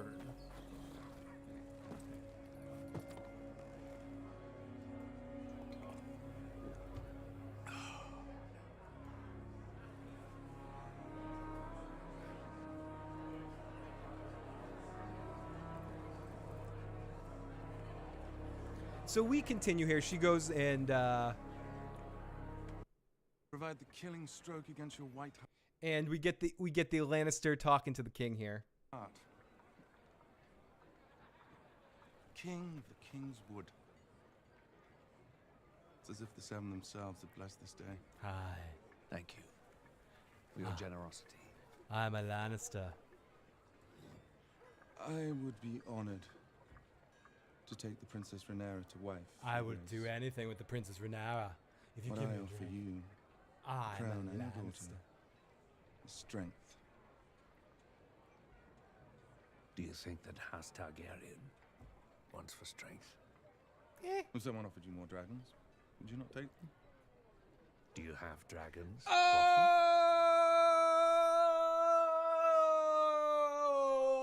burn. That was another good one. Like, Viserys doesn't get in a lot of good ones, but everyone can pick on Lannisters in this show. What loss of station? If you were to name young Aegon heir, Your Grace. And when would I be doing that? All the Lannisters I are had shit at this assumed, point. As he's your firstborn son, many of us had assumed. Otto Hightower. Make sure if you see people saying that, you keep them honest that started Of course here. not, Your Grace. It is your sworn duty. I want ownership of Otto Hightower. There has been nothing of the sort. that means so much to me right now. Okay, so Grace, I did not decide to name Rhaenyra my heir on a whim. All the lords of the kingdom would do well to remember that.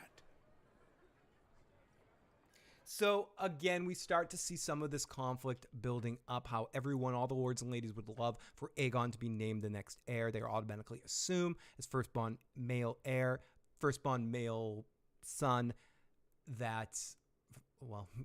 firstborn male child, that he will be switched over to the heir. But Viserys is holding strong to a certain extent. There's a few moments, and we'll get to them later, where he is having some sort of doubts and having some back and forth, but ultimately he is deciding to hold true for Rhaenyra to be queen.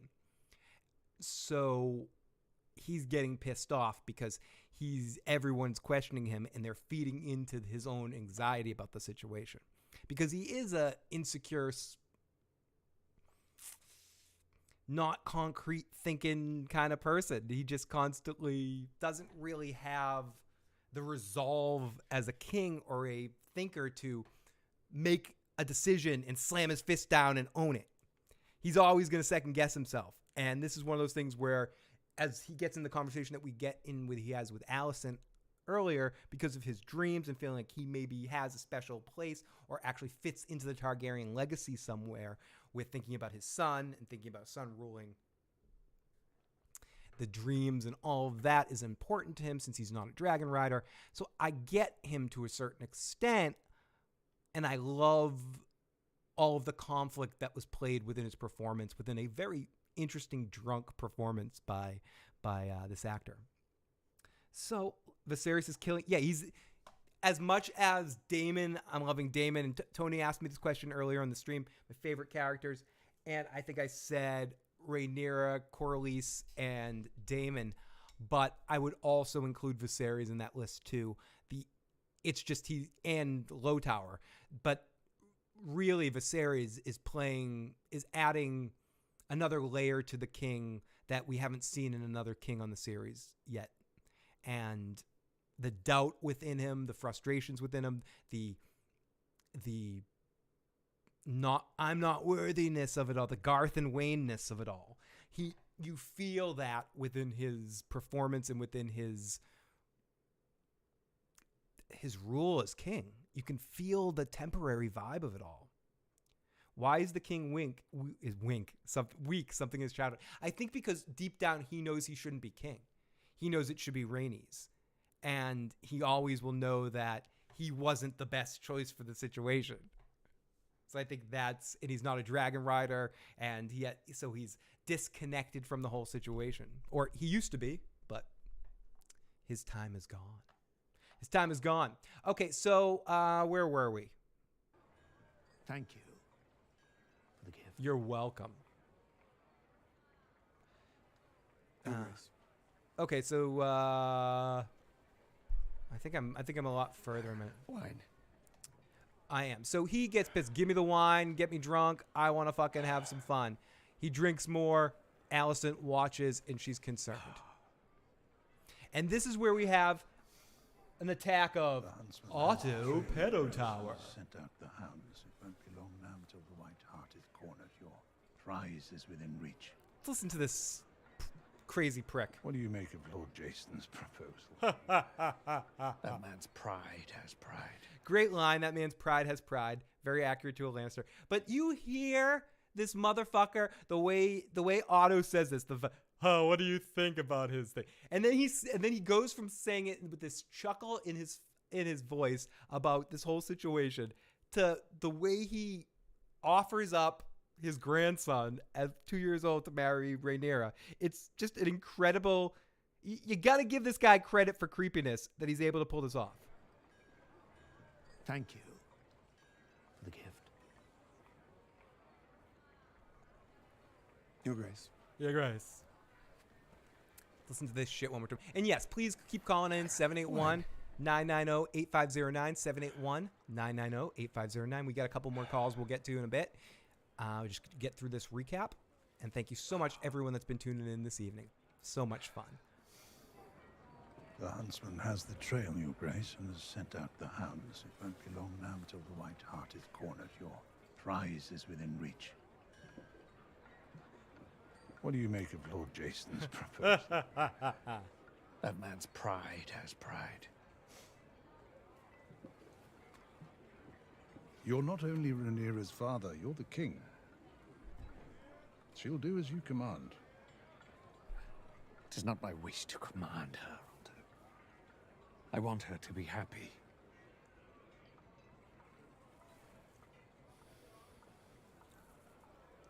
There is another choice beyond cast. No, don't say. Okay. When you're watching this live, did anyone think he was going to do it? Does anyone think this was who he was going to mention? I was convinced there was something else. Maybe he was going to say Damon. Maybe he was going to say something else. I did not think he was going to suggest the 2-year-old that they're celebrating his fucking birthday here, name day.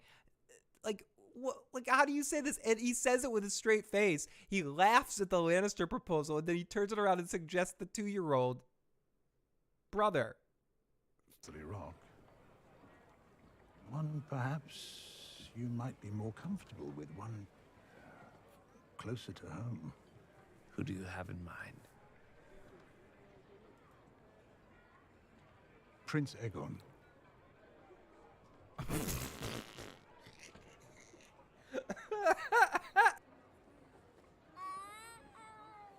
The boy just turned 2, Otto. Yes, but it would cease the endless proposals for Rhaenyra's hand. Betroth them. I came here to hunt. Not to be suffocated by all this fuck. I feel like the laugh by what's his name, Paddy Constantine or something. Is that what it was? I feel like the laugh was the actor laughing at how ridiculous the line was. And let's listen to this again. There is another choice beyond Castle Rock. One perhaps. I'm no big city lawyer, but I think this guy's about to suggest some pedophilias. Again, what is up with him? He's like Quentin Tarantino with feet. Like, might be more comfortable with one closer to home. Who do you have in mind? Prince Aegon.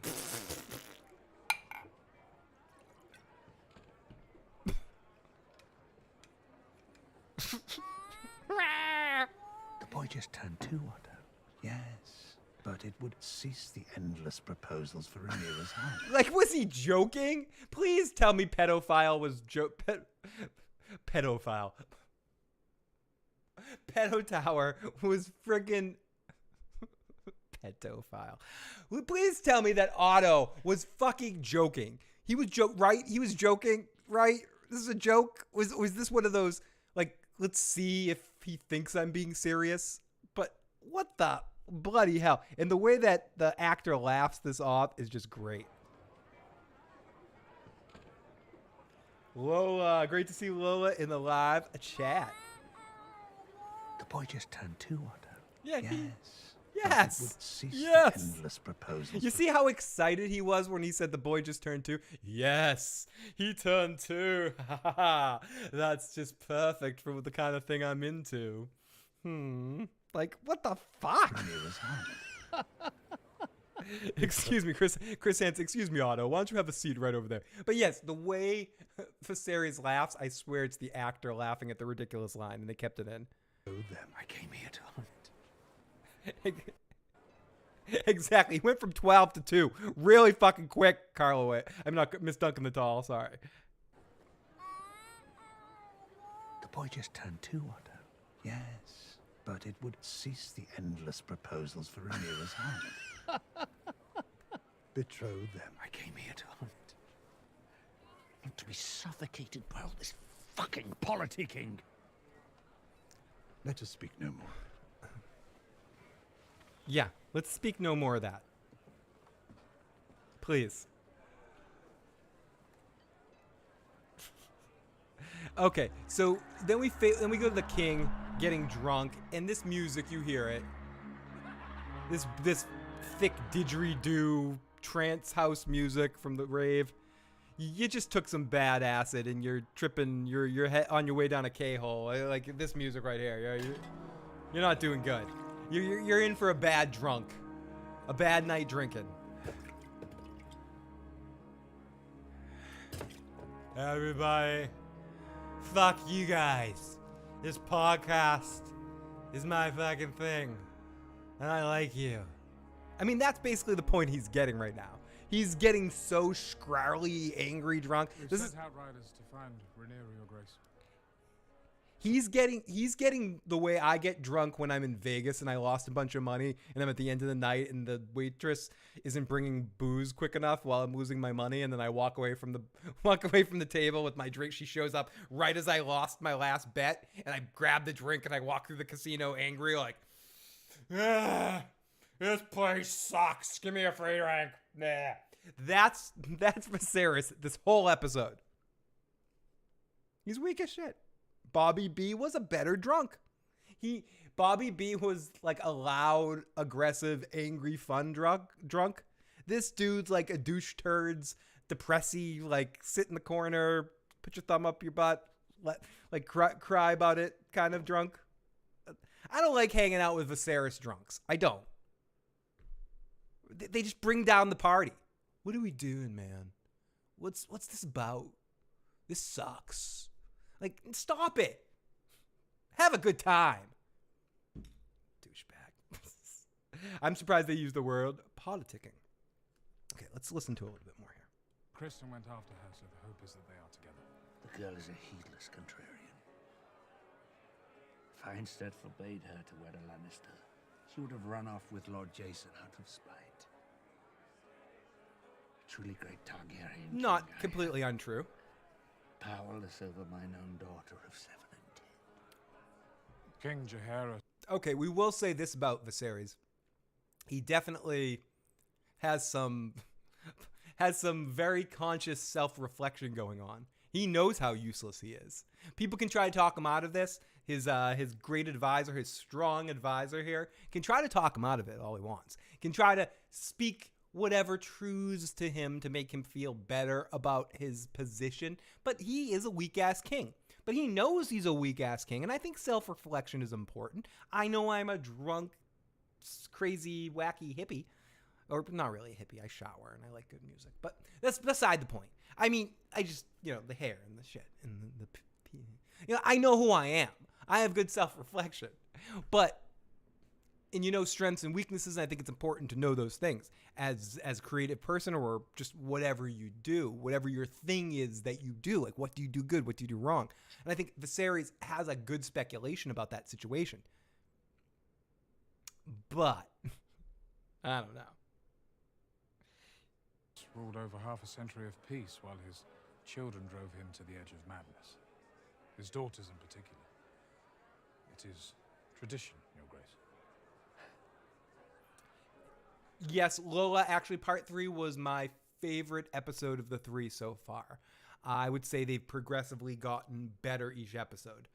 It's not that I didn't like episode 1. I just felt like it was a little quick from scene to scene, and I had trouble getting into things. I needed to get used to the editing style versus the style of the old show. So now that I'm used to it after 3 episodes, I'm into the rhythm of which I'm sort of locked into the rhythm of their storytelling. And I think this episode did the best of both worlds, having some deep character study stuff going on, and then gave us some good action at the end. This is our first episode that had some legit a bigger action set piece at the end, and we're going to get to that in a little bit. JC Wild is stoned and back. Welcome to be back, and welcome to join the club. Pop on in there. Oh my goodness, we still got 80 awesome folks in here tonight. Very much appreciate all of you guys joining me to talk about this awesome episode of television. It's great to join you guys. Great to have you guys join me every week, and I'll be back after, I think, every episode this season. One of the episodes in October, I think maybe the second to last episode, I might have to do a shorter show because I am flying to Orlando the next day. I'm going to be in Orlando for 3 days at hanging out at Universal in October. But it's midweek. I leave on a Monday and I come back on a Thursday. So I will be able to do the show, but my flight leaves at like 3 or 4 in the morning after on that Monday morning. So I'm going to do a short podcast and then fly, and then I'll be back in on Thursday, and then I'll be back for the season finale, I believe. So I will be here after every episode of House of the Dragon. So I'm not done yet, Gold Soul. We're still on here for a bit while as we finish up this episode. So make sure you hit that like button if you haven't already and share this out. Call on in if you haven't already too. 781-990-8509. Number's right on the screen right now. 781-990-8509. Going to take the calls at the end of the show. Okay, so Crispy's with the Queen. And Strong, he asks Strong to give his advice. Do you wish to hear my advice? And he actually gives him good advice.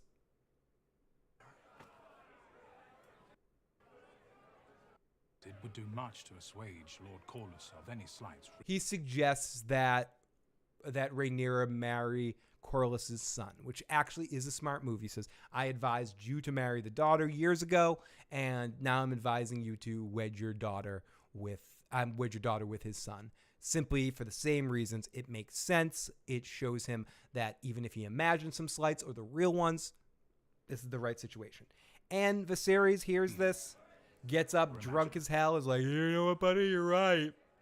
Slaps him on the shoulder and walks off, feeling useless as shit. We must pray, of course, that Laenor survives the fighting in the Stepstones. KCA Randy. Howard Strong, he definitely seems like he's his best advisor. He's one of the best small council members we've seen so far in either show. He's actually offering good information. Being king and having daughters sucks. It's tradition. We must hope Laenor survives the fight. That's the name, Laenor. So we move over to Rhaenyra, who was looking at a fire. His Grace is certain to be worried by your absence.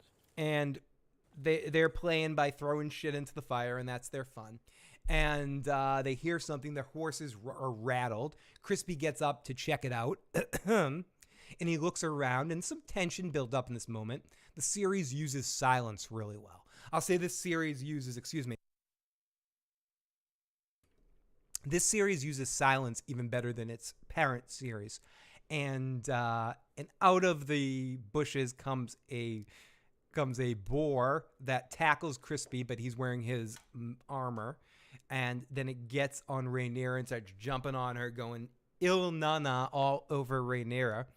And Crispy comes from behind it, stabs the thing. The thing doesn't quite die, and Rhaenyra pulls out her knife and goes Mike Myers on that fucking thing and stabs the shit out of the boar with blood splashing all over her. Great scene. Awesome.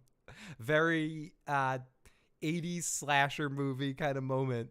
And I loved it. It showed how instinctual Rhaenyra can be.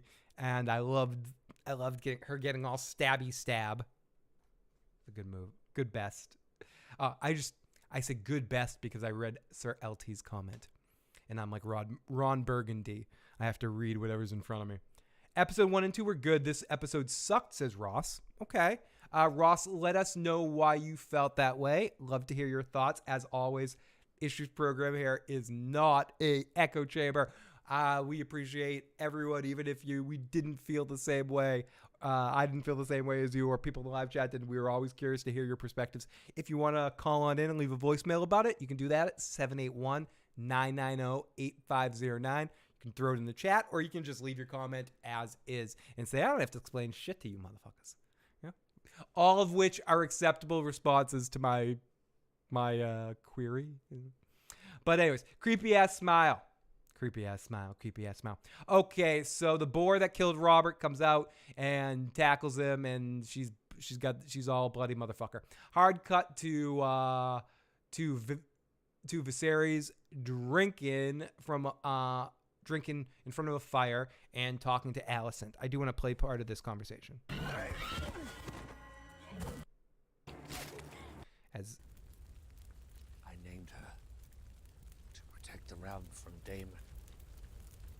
Drunk Viserys telling his insecure stories. What is the power of a dragon? It's the power of prophecy. The hour is too late, husband. When Rhaenyra was a child, Go to bed, dude. I saw it in a dream. As vivid as these Go to flames. bed, Draper. A male babe, born to me, wearing the conqueror's crown. I so wanted it to be true. To be a dream of myself. Now, just dude, you're drunk. Go to bed. So he's just a sad, depressing drunk, and he talks about his insecurities, his dreams, his beliefs, how he saw in the dream a vivid in the flame, male baby, withering crown. He went after it and never happened again. It killed his first wife. Allison tries to shut him up, but he keeps going, and he just talks about Rhaenyra. Awesome, JC Wild. I will play it once we're done with the recap. I'm going to catch up with all the voicemails. Please, now's the time to get them in there if you want me to play it, want to be part of the show. Get your voice in. 781-990-8509. Again, that's 781-990-8509. That vision again, night after night.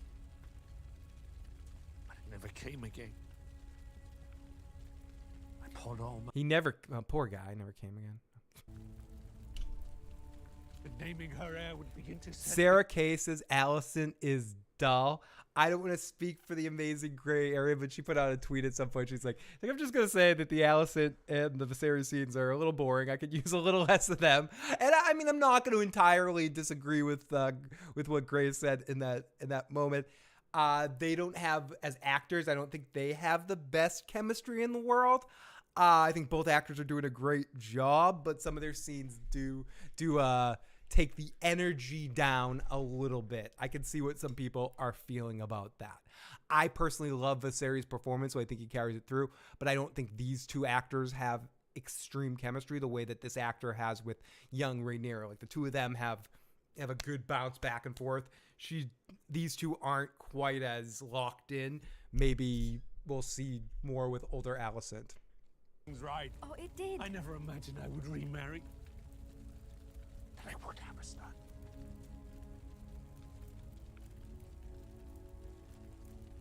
What if I was wrong?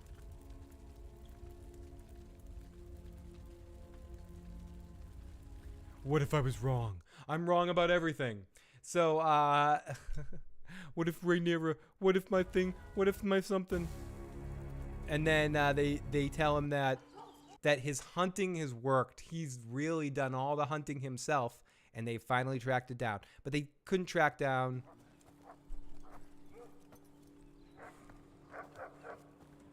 As they couldn't get the white hart, they got a big gray stag instead. And he didn't do shit. I'm like one of the most unhandy, not hunty kind of tracking people. I could hunt the way this king hunts. So you get a bunch of people to do it for you. Then they hold down the animal so you can stab it with a Lannister spear. For the kill. Sure. So this whole scene is just sad. As he tries to stab this fucking thing, it's just everyone's looking on so they can go.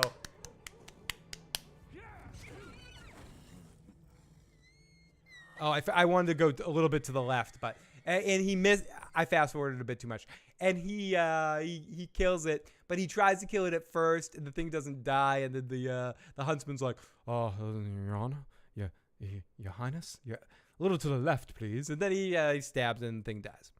And cut that with what we saw with Rhaenyra, and we see someone that will get their hands dirty, and then we see somebody else that's just a fucking idiot. So we cut over to Rhaenyra and Crispy, and they see the real White Hart and Crispy's gonna stab it or pulls out his sword, but Rhaenyra says no, and they just appreciate it. And they go off, and then Rhaenyra comes back to town, bringing in her boar so everyone can dine on it. And then we just see the king taking down the beast in one of the most pathetic king moments ever. Then we cut to Rhaenyra looking over the breathtaking things. It's celebration time. The hunt is over. She comes home with the boar. Rhaenyra is just a pimp walking into town, bleeding all over the place, or with blood all over her. I mean, off to a baby crying in the castle, and Otto's back in the castle, and he's having a conversation with Allison. And he's so proud of Allison. You can just see it in his eyes. He's just like, you did it. You did it. You gave this kingdom a male heir. I did it. You did it. We all did it. It's amazing. I was smart to have you dress up in your mother's dirtiest outfit and go bang the king. This was the smartest thing we ever did. Celebration how it united the men. When you bore the king a son, you win. Letting the albino Baratheon go. And Otto says first male-born heir, blah blah blah. The king needs to do that, and he also says help influence Viserys into naming your son as king because he might have a little trouble getting there, and he needs to hear it from both ends. So then we get another scene with Allison and Viserys. At least the wine was good. With him being hungover, and they go back and forth. A little better chemistry in this scene. And she tries to influence him a little bit. They have a conversation about Rhaenyra getting married, about Jason Lannister, about how she will need to marry, but she will marry one day, but she needs to think it's her choice. Interesting way of saying that, Allison. She picks up a letter from the sea snake, and quickly changes subject over to the Crabfeeder situation, where she ultimately advises him to send backup because it's best for the realm. He tries to talk her out of it and say, I can't really help my brother. He turned away from me. He did this, he did that. And she's like, but is it better for the realm? People will just think you love your brother, blah, blah, blah, blah. And she convinces him she doesn't convince him to not make Rhaenyra the heir, but she does convince him to go help the sea snake and Daemon. So Viserys says, fuck it. And he sends a letter to Dwarfstone to help Daemon. Rhaenyra is like, yep. And do you, he's like, you don't approve of that? And she's like, no. Then I pose a simpler. It's not that I don't approve of it. You want to replace me. Peddle me for what you can. A mountain stronghold or a fleet of ships. You have misjudged me, Rhaenyra. Oh, know it. Jason Lannister knows it. You said it yourself. The lords of the realm gather like vultures to a carcass, hoping to feast on my bones. Bones. It is true that as rulers we must marry for advantage, to forge alliances and bolster our strength. You have always understood this. I myself was promised to your mother when I was 10 and 7 years of age. The Vale had an army to rival the North. I've heard that story since I've had ears too. I loved her. She made a man of me. Ew, you banged my mother? No, I'm sorry. I do not seek to replace you, child. You've been much alone these last few years. Alone and angry. Arrogant. I will not live forever. I wish to see you contented. Happy even. You think a man would do it? A family. I had a family. What would you have me do? If it was for advantage, So they go back and forth, and this ultimately lays into the point where she is going to have her own choice. He wants her to marry, but she gets to choose who she's going to marry. And they leave it there. And then we flash over to the Stepstones and our whole action set piece at the end. Let's listen to a little bit of this. The Crabfeeders created a choke point here. Beyond these Mark A. dunes. Houston. Gotta Archers trust the high process, positions, Mark. foot I'm doing soldiers great. We've strafed them on Dragonback again and again, but they just retreat within the caves. Dragons can so cool bloodstone until they fall out of the sky. The Crabfeeder and his men The Sea Snake's brother's just like, fuck Damon Targaryen. no reason to leave those caves. We must give them one. An offering of flesh to bait the crab. Who? So this is important. If people are wondering what happens at the end here, they're talking about the only way to set the situation up is to have somebody come out and sacrifice themselves, essentially, to bait out the crab feeder's men again and then send whatever you have in left for one last battle with the dragons and stuff. Ultimately, they get the backup from the 200 men too, and Damon does offer to do it himself. I wonder if he would offer if Viserys didn't send the men, but we'll get into this.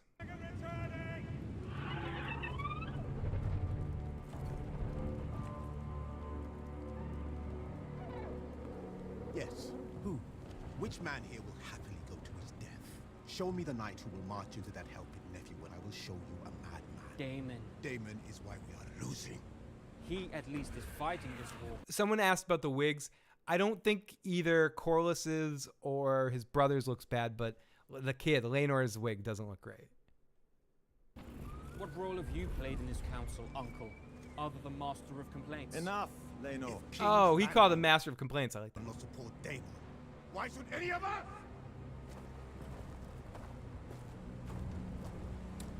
As Damon shows up, strutting. No, Vaemond. I will not have you stoke mutiny.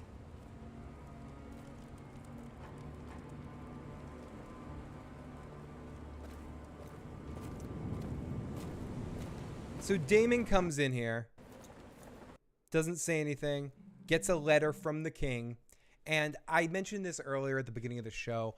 I feel like this is some of the best acting Matt Smith's done, obviously so far in 3 episodes, but some of the best acting we've seen on a Game of Thrones thing.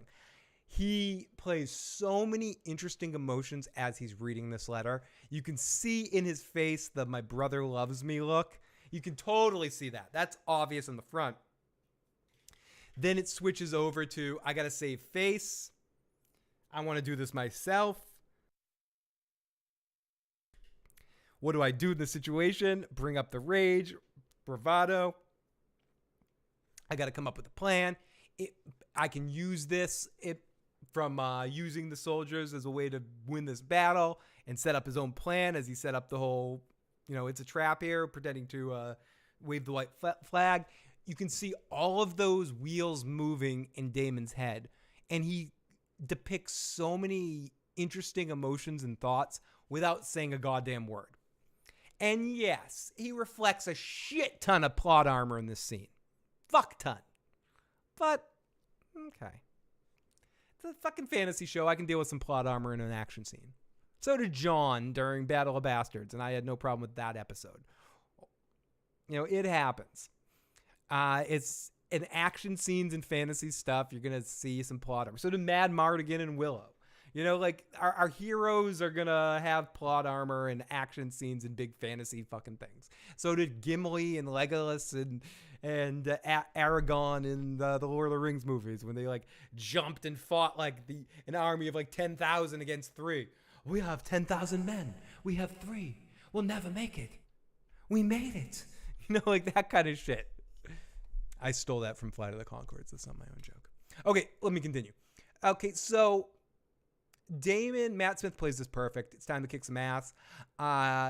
He beats down the messenger. He runs into where the crab feeder's whole land is. We get some fun visuals. He waves the white flag. The bad guy crab feeder leader comes out, and Damon draws his sword and pulls it out in front of him to give up his sword. All the men start to crowd around him, and the arrows lock and load on him. And he lays down his arms as he gets closer. They take his sword. He surrenders, but no, he goes stabby, stabby, stabby, gets the sword back, and he starts taking out a bunch of guys. He, unlike Rickon, he dodges some arrows, but he was still running straight too. Anyways, but he's running really, really fast. And he's taking out guys left and right, and uppercut, left, right, uppercut. Taking out guys, Matt Smith, left, right, uppercut. Taking out this guy, taking out that guy. Damon's killing everyone. He's a madman on crack. Look at Damon killing everybody. More guys come out of here. Oh my God. And more arrows. He dodges the arrows to the left, dodges the arrows to the right. He uses the force to push the arrows over there to never hit him. He's going all over the place. The Crabfeeder calls in more guys. More guys come in. Damon knocks him down. More guys come in. Knocks him down. Didgeridoo music's playing. All the men come in and get him. It's a mass hysteria. Dogs and cats living together. So Damon is waiting and waiting and waiting. He's struggling. Finally, he gets hit with some arrows, and he hides under a little platform to protect himself from more arrows. The smoke comes in. The guys charge him, and then before we know it, we see the reinforcements charge up. Viserys, his men mixed with the Sand Snakes guys. It's time. A burst of dragon flame. Everything's the same. Splash of fire. And the Laenor is, that's his name, flying on in, shooting people. Dragon! We see some dragons popping in. Laenor's fighting, burning motherfuckers up. Valyrian soldiers come pounding this shit. It's great to see both Sand Snake and Brother Sand Snake killing it in the action stuff. Daemon looks like a goddamn pimp going after the Crabfeeder. I do wish we saw him kill the Crabfeeder as well. But we don't. We sort of cut to him looking at him and then cut out to him walking out with them at the end of the episode. But the Sand Snake is a badass. Damon faces the men, screams, freedom! No, he didn't say that. And he's got King Krabby in his hands and walks out. I fucking killed this motherfucker. And that's the end of our episode with Damon as a bad ass. Boo! Absolute. It's mass hysteria, Lady Aemon. And that's our episode of Game of Thrones, of House of the Dragon. Great episode of the series. Damon, I don't know what Damon was doing, but he deserves the Heisman Trophy. I was just going to say the Hyman Trophy. I'm sorry. I was fucking... I don't know why my brain auto-corrected Heisman to Hyman. Anyways, let's listen to a couple of voicemails before we call this an evening. You guys have been amazing tonight. I think we had like a max of like 160 people tonight. Very much appreciated. I know part of that is one of the big Sunday night shows was off air tonight. The one I usually join after this, but I do appreciate all of you guys joining me tonight. So first off, let's get to the Bloody Talkers reply to some of your comments about Rhaenyra. This show neither can confirm or deny or believe in what the Bloody Talker has to say, but I will play his message because we believe this. Oh my gosh, chat, you're so blinded. You're all blinded. She's spoiled.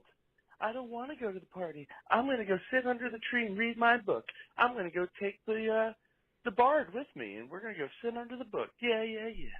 Oh no, I'm just going to run off from this party and make a huge scene with my dad because my dad's doing the normal thing of trying to find me a husband because I'm not doing it myself. She needed a strong husband that would be king apparent when she was queen, and she's been slacking for like over 2 years. Once she was named heir, she needed to be thinking about these things. Do you want Team Black to win or not? You should be pissed at her more than me. I'm on Team Green. I'm happy she's stupid. Peace. The Bloody Talker, dropping it in there. If you disagree with the Bloody Talker, now's the time. Call on in, 781-990-8509. And if you haven't already, I still see him in the live chat. Make sure you subscribe to my good buddy. I don't say this lightly. I have maybe one or two or three like real friends in this situation. One of the best dudes I know in the world, Tony the Don Teflon. Make sure you subscribe to him, and I'm over there almost as much as I'm over here. So make sure you check that out. And one of the awesome folks out there. So I'm there every week at 6:30 p.m. right before the episode airs, and also midweek sometimes with Tony for some other shows. We're going to be doing the show from this week, interviewing a very special cast member that Tony was able to connect with. Can't tell you too much about it, but join in the live chat so you can call on in, leave a voicemail, leave a question in the chat. But this Wednesday at 7 p.m., live on Teflon TV, I will be there with Tony. And then I will be live as well on either Thursday night at 3 a.m. for a live watch, or sometime early Friday morning for a Cobra Kai immediate reaction video. Okay, did I answer? I haven't played the second message yet, Jay. I will play it in a second. I just wanted to get rid of the Bloody Talkers message first. Teflon TV, the Sea Smoke was a great Black Dragon Rider. Amazing. I thought that last scene just killed it. I thought he was awesome. Awesome as a Dragon Rider. I thought he was my favorite Dragon Rider moment so far in this episode. I thought in this episode was my favorite of the season. And that was my favorite dragon so far too. I like Caraxes. I like Rhaenyra's dragon as well. But this one was my favorite visual of the dragon, and the excitement that I was feeling from the moment was just so well done. White Stag is also mentioned in the Sansa dream about Joffrey. Says that. White Stag gave me the Dexter vibes. This was a great episode in ending. I doubted this series would rise to these heights, and we're only on episode 3, Gecko. It's only nothing but good to come. I don't know necessarily where this story goes. People that have that know Fire and Blood a lot better than I that whose opinions I trust, like Tony, tell me that we're in for a lot of moments like this series. And if all of them flesh out action, even though we did get some plot armor, but as I mentioned, I'm okay with plot armor and action set pieces and fantasy stuff. It's always been that way. It's always been that way. From the Lord of the Rings to Willow to everything. Our main characters have plot armor. And even, I know it's not fantasy. I know it's historical. Well, it's definitely not historical accuracy. It's historical fiction in the Braveheart movie. Like even in the Braveheart movie, all of our main characters had plot armor that survived to the end to watch William Wallace, spoiler alert, get drawn and quartered and go, freedom! Freedom's just another word to cut Mel Gibson up in pieces. The Hammer and the Dragon. Did I ask your other question? No, let's get to this right now. Let's get to your other question, Jay. Let's do this shit. Do you think this show can get popular enough and go long enough for them to do a storyline and catch up to the point where, like, Robert's Rebellion is? Because, like maybe they get greedy and, like, finish the storyline of, like, the actual dragons and all these Targaryens. Sorry. Freedom isn't free, 'cause of hopes like you and me. If you ain't got your $1.05, who will? Freedom costs $1.05. Sorry, Jay. Let me restart your message. I read Toadie's message and I started singing Team America in my head. I couldn't stop. I couldn't stop, Toadie. I need a montage. For them to do a storyline and catch up to the point where, like, Robert's Rebellion is, because, like maybe they get greedy and, like, finish the storyline of, like, the actual dragons and all these Targaryens and, like, get far enough to where, like, we see, like, Daenerys and her older brother or whatever. Viserys, yep. Or, like, maybe we see the middle older brother that, like, was the jerk or whatever in Game of Thrones at the very end, because, like, this is supposed to be the whole legacy of the Targaryens, and technically the Targaryen line ends with Daenerys. All right, later. I definitely hear what you're saying. I wasn't sure where you were going with at the beginning of the message, but you're saying, is there a chance that we may travel through the entire line of Targaryen history through the series and revisit series with Daenerys, i.e. like Better Call Saul, where we revisit Breaking Bad scenes with Jimmy in different perspectives? I don't think so. I think this series, House of the Dragon, is just going to be the Dance of the Dragons. And then I think they're going to move on to another, or at that point in time when this series gets to the point of the end of the story of the House of Dragons, of the Dance of the Dragons, it's going to be right at the point where the Jon Snow show is ready or the Duncan Egg show is ready. Maybe they may intertwine those things, but I do think that this series alone is just going to be the Dance of the Dragon time period, this Targaryen Civil War thing. I don't think it's going to extend past that, because I think you're going to see more of that, like in the Dunk and Egg show story. We need to see, and that's why I think George wants to finish Dunk and Egg before the show comes out, because if we're to truly see the end of Dunk and Egg, we need to know the truth of what happened at Summerhall. So he needs to finish that and decide how that all works, and that's a big part of Targaryen history. So I think we're going to see that Targaryen history through some of the other series. As for the Daenerys stuff, I think our closest thing to that would be seeing Obi-Wan Kenobi show flashbacks in Snow of Anakin, of different people in the past of the Game of Thrones show. I think we could see some flashes of Daenerys in the Jon Snow show. She could pop up there. But personally, I don't think we'll see Daenerys again till they redo the original series in animated form when George finishes the books. Maybe, I'm hoping. Dunk and Egg will be the Blackfire too. Will Dunk and Egg, in your mind, we got Teflon TV in the live chat, just curious what Tony has to think about this.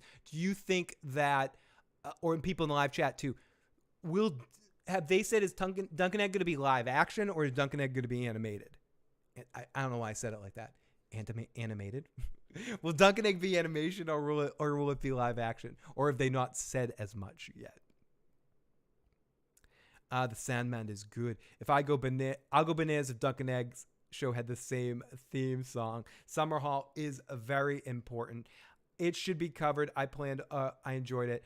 We'd be lucky to get a time jump to Dunk and Eggs. That's Teflon says that's 200 years out.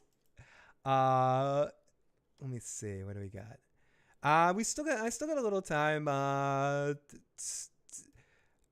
was gonna say if Tony wanted to jump in here, he could, but I know it's getting late and he probably has to work in the morning.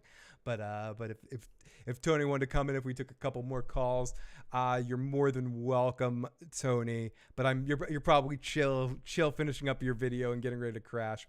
But I do have a couple of voicemails and texts left. As an HBO rep said, they're testing this. Is their Mandalorian. They want to do some more shows from George R. R. Martin. I was saying that earlier, that if this show hits and it's a successful thing, it is going to serve in a way as its Mandalorian kind of series, I think. And they're going to, in series 2, they're going to put in more world building kind of situations. Some people said, I heard animated. Teflon said, I wish it was a cartoon, but I'm not sure. Teflon says he's naked in bed, or he would. I don't think some of the girls in the live chat would mind that, Tony. I was gonna, but next time, maybe one of these weeks in the after show, after you're done making your video, I've meant to tell you this, but I think you know it anyway. You're always welcome to pop in.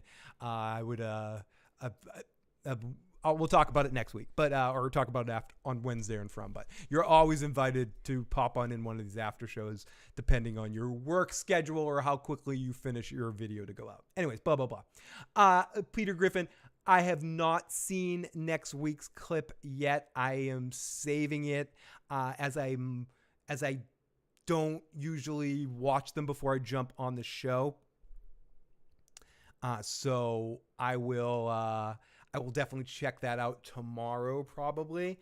But yeah, I didn't check out the trailer. But you can talk about it. I don't consider trailers spoilers. So if you want to ask a question from the trailer, even though I didn't see it, you can definitely do that. I can actually probably watch the trailer right now. It's on at the end here. Let me watch it. In 2000. Let me watch this shit. Does it come? Maybe does it come on the HBO Max thing right after the episode?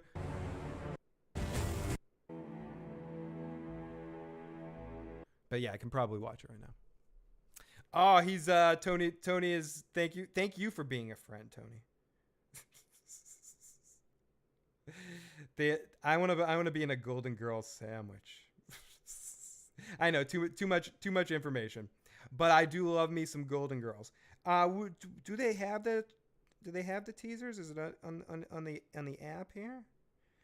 Yeah. Oh wait, trailer. No, it's just gonna be a trailer for the fucking season. Yes, it's just a season trailer. Yeah, it's just. Sorry, I'm not gonna be able to watch it right now. I didn't even watch it. I got my Golden Girls in my bed. I especially like Blanche and Rose, and then Dorothy can just and Dorothy and Sophia can commentate on the situation. Okay, whatever. No, I'm sorry. I'm getting bad. Okay, let's listen to another voicemail here. This is area code 859. I'm so stupid. We got an 859 over here coming in from southwest, in Dulles.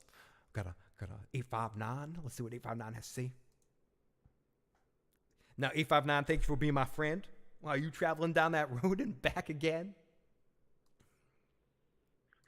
And still, one of these days, maybe we'll do it for like a Christmas show or something. Tony and I have been due for a Golden Girls live stream, but so it's gonna happen at some point. Hey, Bill, am I the only one? This is JC. Am I the only one who got vibes of the Red God? That's when Allison and Viserys were sitting there in front of the fire talking about how he looked into the flames. Your phone was breaking up a little bit, but I definitely did get some Red God vibes. You definitely broke up there at the end. When he said the line, I had my vision. I looked. It was as clear as the flames in front of me. It reminded me of a sort of Stannis line, looking into the flames, talking about getting a vision from the Red God. Yes, I definitely thought that in that moment. I don't know if that's some foreshadowing for Red God stuff moving forward. Obviously, like we said, be careful with spoilers for the people that know the storyline so well, but I accept it because it's a story that's been out so much. So if I happen to fall into that stuff, it's whatever. I don't know if the priestesses play any role in the book story at all. In the Dance of Dragons, I don't think so from my memory, but I could see them playing some role on the show in some way. Hot D, 20 minutes of Hot D. Thank you, OTDA. You guys have been amazing tonight. Let's go to our text messages before we go. 202 says, do you think there'll be a young Robert killing Viserys Targaryen? Asked Joe if this is the last time you called in February. Asked Joe if he thinks Glenn was lucky when he died not to have to watch The Walking Dead. Do you think they will young Robert killing Viserys? Do you mean I think we'll see a young Robert series at some point in time? Yes. I do think we will eventually see a Robert's Rebellion movie or series, especially now that House of the Dragon has been a critical success, and it's also a success with fans of Game of Thrones. I'm talking, it's doing what I didn't think was necessarily possible in some situations, taking people that were so angry about the end of the series and going, the series is winning me back to a certain extent. Yes, it's still fun to pick apart, and you can pick it apart and have a good time doing it. I have a good time doing it on certain avenues and certain places I hang out. It's fun to pick stuff apart and be nitpicky, but even in those circles, people have to admit that it's a good series right now and it's delivering in quality. My close person to me just loves Game of Thrones, and she was very apprehensive about starting the series, not because she didn't like the end of season 8, because the series means so much to her. And I actually recently gave her copies of all my books, and she's now caught up with all the books. So she's like discovering the differences in the book. She messaged me the other day, like in a cold panic. Phil, oh my God. What the fuck? Catelyn Stark lived? What the fuck? As she discovered Lady Stoneheart for the first time. So it's an interesting process with people that maybe watch the show first and then read the books later and discover these slight changes. I'm like, oh, you're in for it right now. Strap on in. Wait till you meet Euron Greyjoy. You know, wait till you wait till you meet Fagon and stuff. You're in for a tough road right now. And she was a little nervous starting new shows, and especially something like starting this show and living up to her expectations of how much Game of Thrones means to her right now as she's more recently getting into it. And she watched the first 2 episodes, binged them, wrote me, I can't wait. This is amazing. We're back in Westeros. This feels like Game of Thrones. That's, I think they did a great job in making this show feel different enough in the editing style, in some of the focus, and the way it's moving ahead and the way it's playing with time, but still making sure it actually feels like a Game of Thrones show, a television series Game of Thrones show. And that doesn't mean every series moving forward needs to do that, but I understand why the original one that they did, the original pilot, and they said it's not Game of Thronesy enough. I get why they wanted this first one to just be a kick-ass version of some of the same feelings that we got from the original. But yeah, it was amazing hearing her write me for the first time. She's like, "Oh my God, Catelyn lives, Lady Stoneheart? What?" I'm like, "Yep, that's actually when George quit the show." I just mentioned a scene showing young Robert killing Viserys Targaryen, not the whole rebellion, just the final battle between the two in this. Oh, do I think we're going to see the final battle between the two of them in this series? No, I don't. I don't think the series goes that far.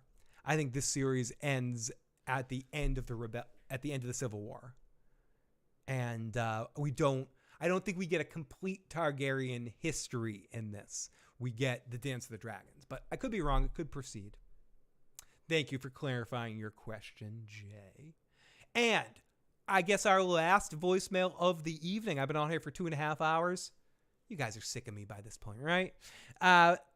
Let's do a text from Cece first. "Yes, it was me. I appreciate the lookout, but seriously, if you see any hoes trying to ride my 7-foot mounted, you let me know and I'll go full on Mexican on her. The Blackfires will come for the reign of Aegon IV. This is at least 3 kings after the end results of the Dance of Dragons." CC, I love you. Miss Duncan the Dog, great message.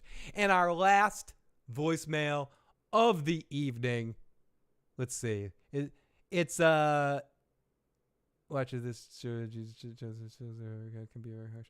Just want to say how you doing. Let's see. I'm not sure about this call, but let me play this. This reads a little weird. Phil, it's Roger again. I'm listening to you all night. I tried something new on my last voicemail, but I don't think it failed. I just could barely hear myself. But watching your live streams, for no matter what show you're doing, I'm curious about something, about your show in particular. How often do people come calling on your line and troll you in a harsh manner? Ooh, are you one of those? And I'll play the rest of your message, but I do have an answer for you. My girlfriend watches this thing called Jesus Chatline just for the trolls, and the trolls over there are very can be very harsh. So I just wanted to know if you are familiar with Jesus Chatline and you're familiar with that kind of trolling. How do you prevent trolls like that on your line? Okay, I'm not familiar with that particular show, but I am familiar with trolling and certain circles and certain associations I have with people that can go really hard. How do I deal with that? I have to screen calls sometimes. I recently this summer dealt with, during Better Call Saul, dealt with a couple of people that were very much trolling and calling the line and claiming they were out front and that they were going to come in and do XYZ and XYZ, and the cops were here and they were going to kill my dog. And we dealt on the people that were in the Better Call Saul streams know that we did deal with trolls. I feel like it happens every once in a while, and that's why we generally screen the calls before I get them. Sometimes I'll mute the microphone and I'll check out the calls. I'd say 20% of the time, sometimes you get troll calls, but they're fun. That's part of it too. And as long as it's not pushing certain limits of some of the ones that I got during Better Call Saul were pushing limits. And Tony, they actually, when I was on Tony's live stream, they called in there too. And so it definitely happens. It happens more often than you would think, and also on comments in YouTube comment sections. More often than you would think, you get some pretty fucked up comments, and you just have to deal with it. It happens. You surf the waves. You have some fun with it. But to answer your question, there's no way to avoid it.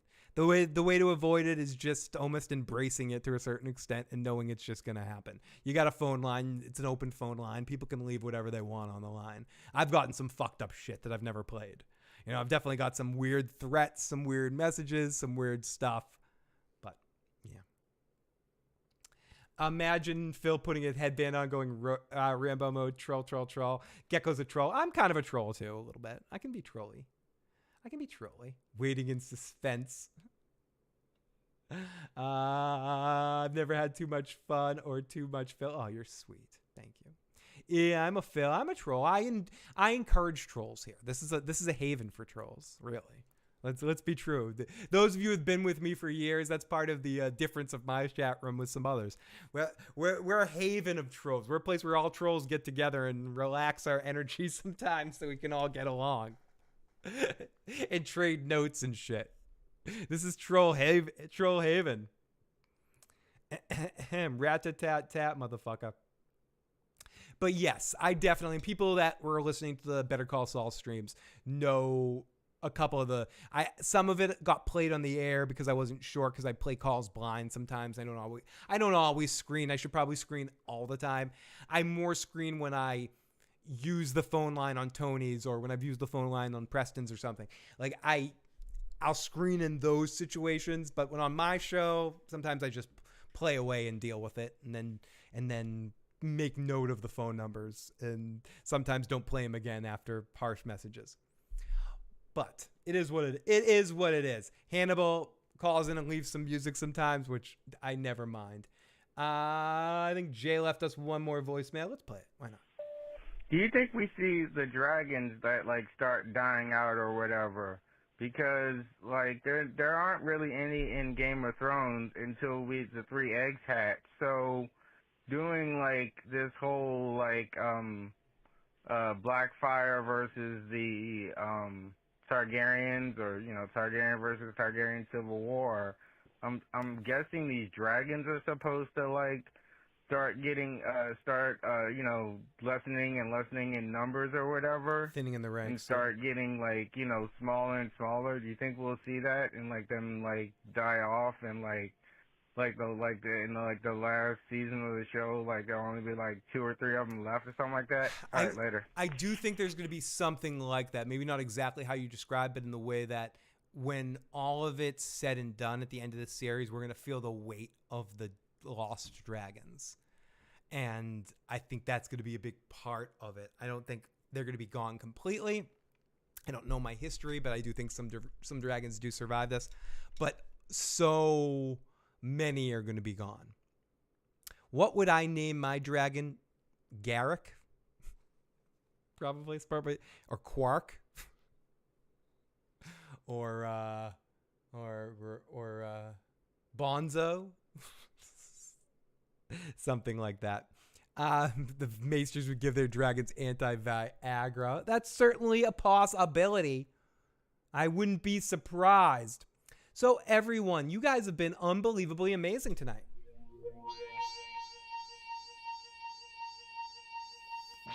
If you haven't already, and you enjoyed this shit, hit that like button, hit the subscribe button, share this channel with a friend.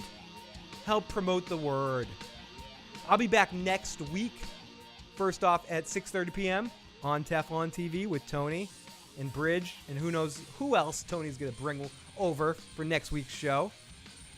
Then I'm going to be on here after the show airs, talk all about it, recap episode 4. And then I might join some friends over afterwards. But I also have some special stuff this week. Might be making some guest appearances. I'll also be with Tony on Wednesday night, 7 p.m. Talking some interviewing a cast member. So check that out live. And also I will be back this week doing Cobra Kai. Either I'm going to do a live watch where I just put the camera on me and I watch all 10 episodes, bang, bang, bang, bang, bang. from starting at 3 in the morning into Friday. I haven't done one of those in a while. It might be fun. Or I'm going to binge watch it and then do a podcast right afterwards, like a quick reaction video. I haven't decided which yet, but one or the other, Thursday into Friday morning. And then I'll be back on Sunday again to recap again. So if you haven't already, make sure you're subscribed, hit that bell so you know when I go live. Talk to you guys next time. Thank you.